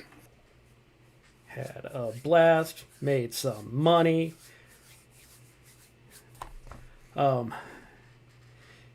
DM, thanks for running. Oh, Everybody pleasure. who's Yes. here with us, thanks for watching, hanging out with us while we sit around and play games. And we look forward to having y'all back with us in Denizens in 2 weeks. Next week, what you got? I was just going to say, in 2 weeks we will not be playing Denizens, but instead having a what did we call it earlier? I don't remember. Denizen dive. A Denizen dive where we will debrief and talk to each other about our first chapter. We get a chit chat show. Woohoo! Mm-hmm. All right, so we'll be doing that in 2 weeks. Next week, we will have our lovely arcane keeper of the bullshit. Keeper of the arcane bullshit? I don't know. There's bullshit involved, though, and it's amazing. Keeper of arcane bullshit. We're going to play some Call of Cthulhu again, y'all. It's going to be great. Gonna see if I can kill some people or at least drive them insane. I'm gonna punch it. I'm gonna punch a creepy squid in the face. I'm so excited to find out how it ends. Oh, you assume there's a squid. Oh, I'm so sorry, guys. Okay. And if you haven't caught up, we have a YouTube channel too. You could watch all the old stuff. You can absolutely go to YouTube if that's not where you are right now. You can catch up on all our old episodes, the entire first chapter of Denizens, here on YouTube and Twitch. And there's also buttons all over the place where you can like, follow, subscribe, do the internet stuff. You live here on the internet just like I do. You know what it is. You can also find our lovely DM at Start Playing and DM's Guild. You can find the handmade, beautiful craftsman artisan dice that Rook makes. You can probably find Jim doing something. You need a hustle. Anyway. We love y'all. I'll figure something out. Thank y'all for hanging out with us. Y'all have a great night, everybody. Bye, y'all. Night all. Love you guys. Adios.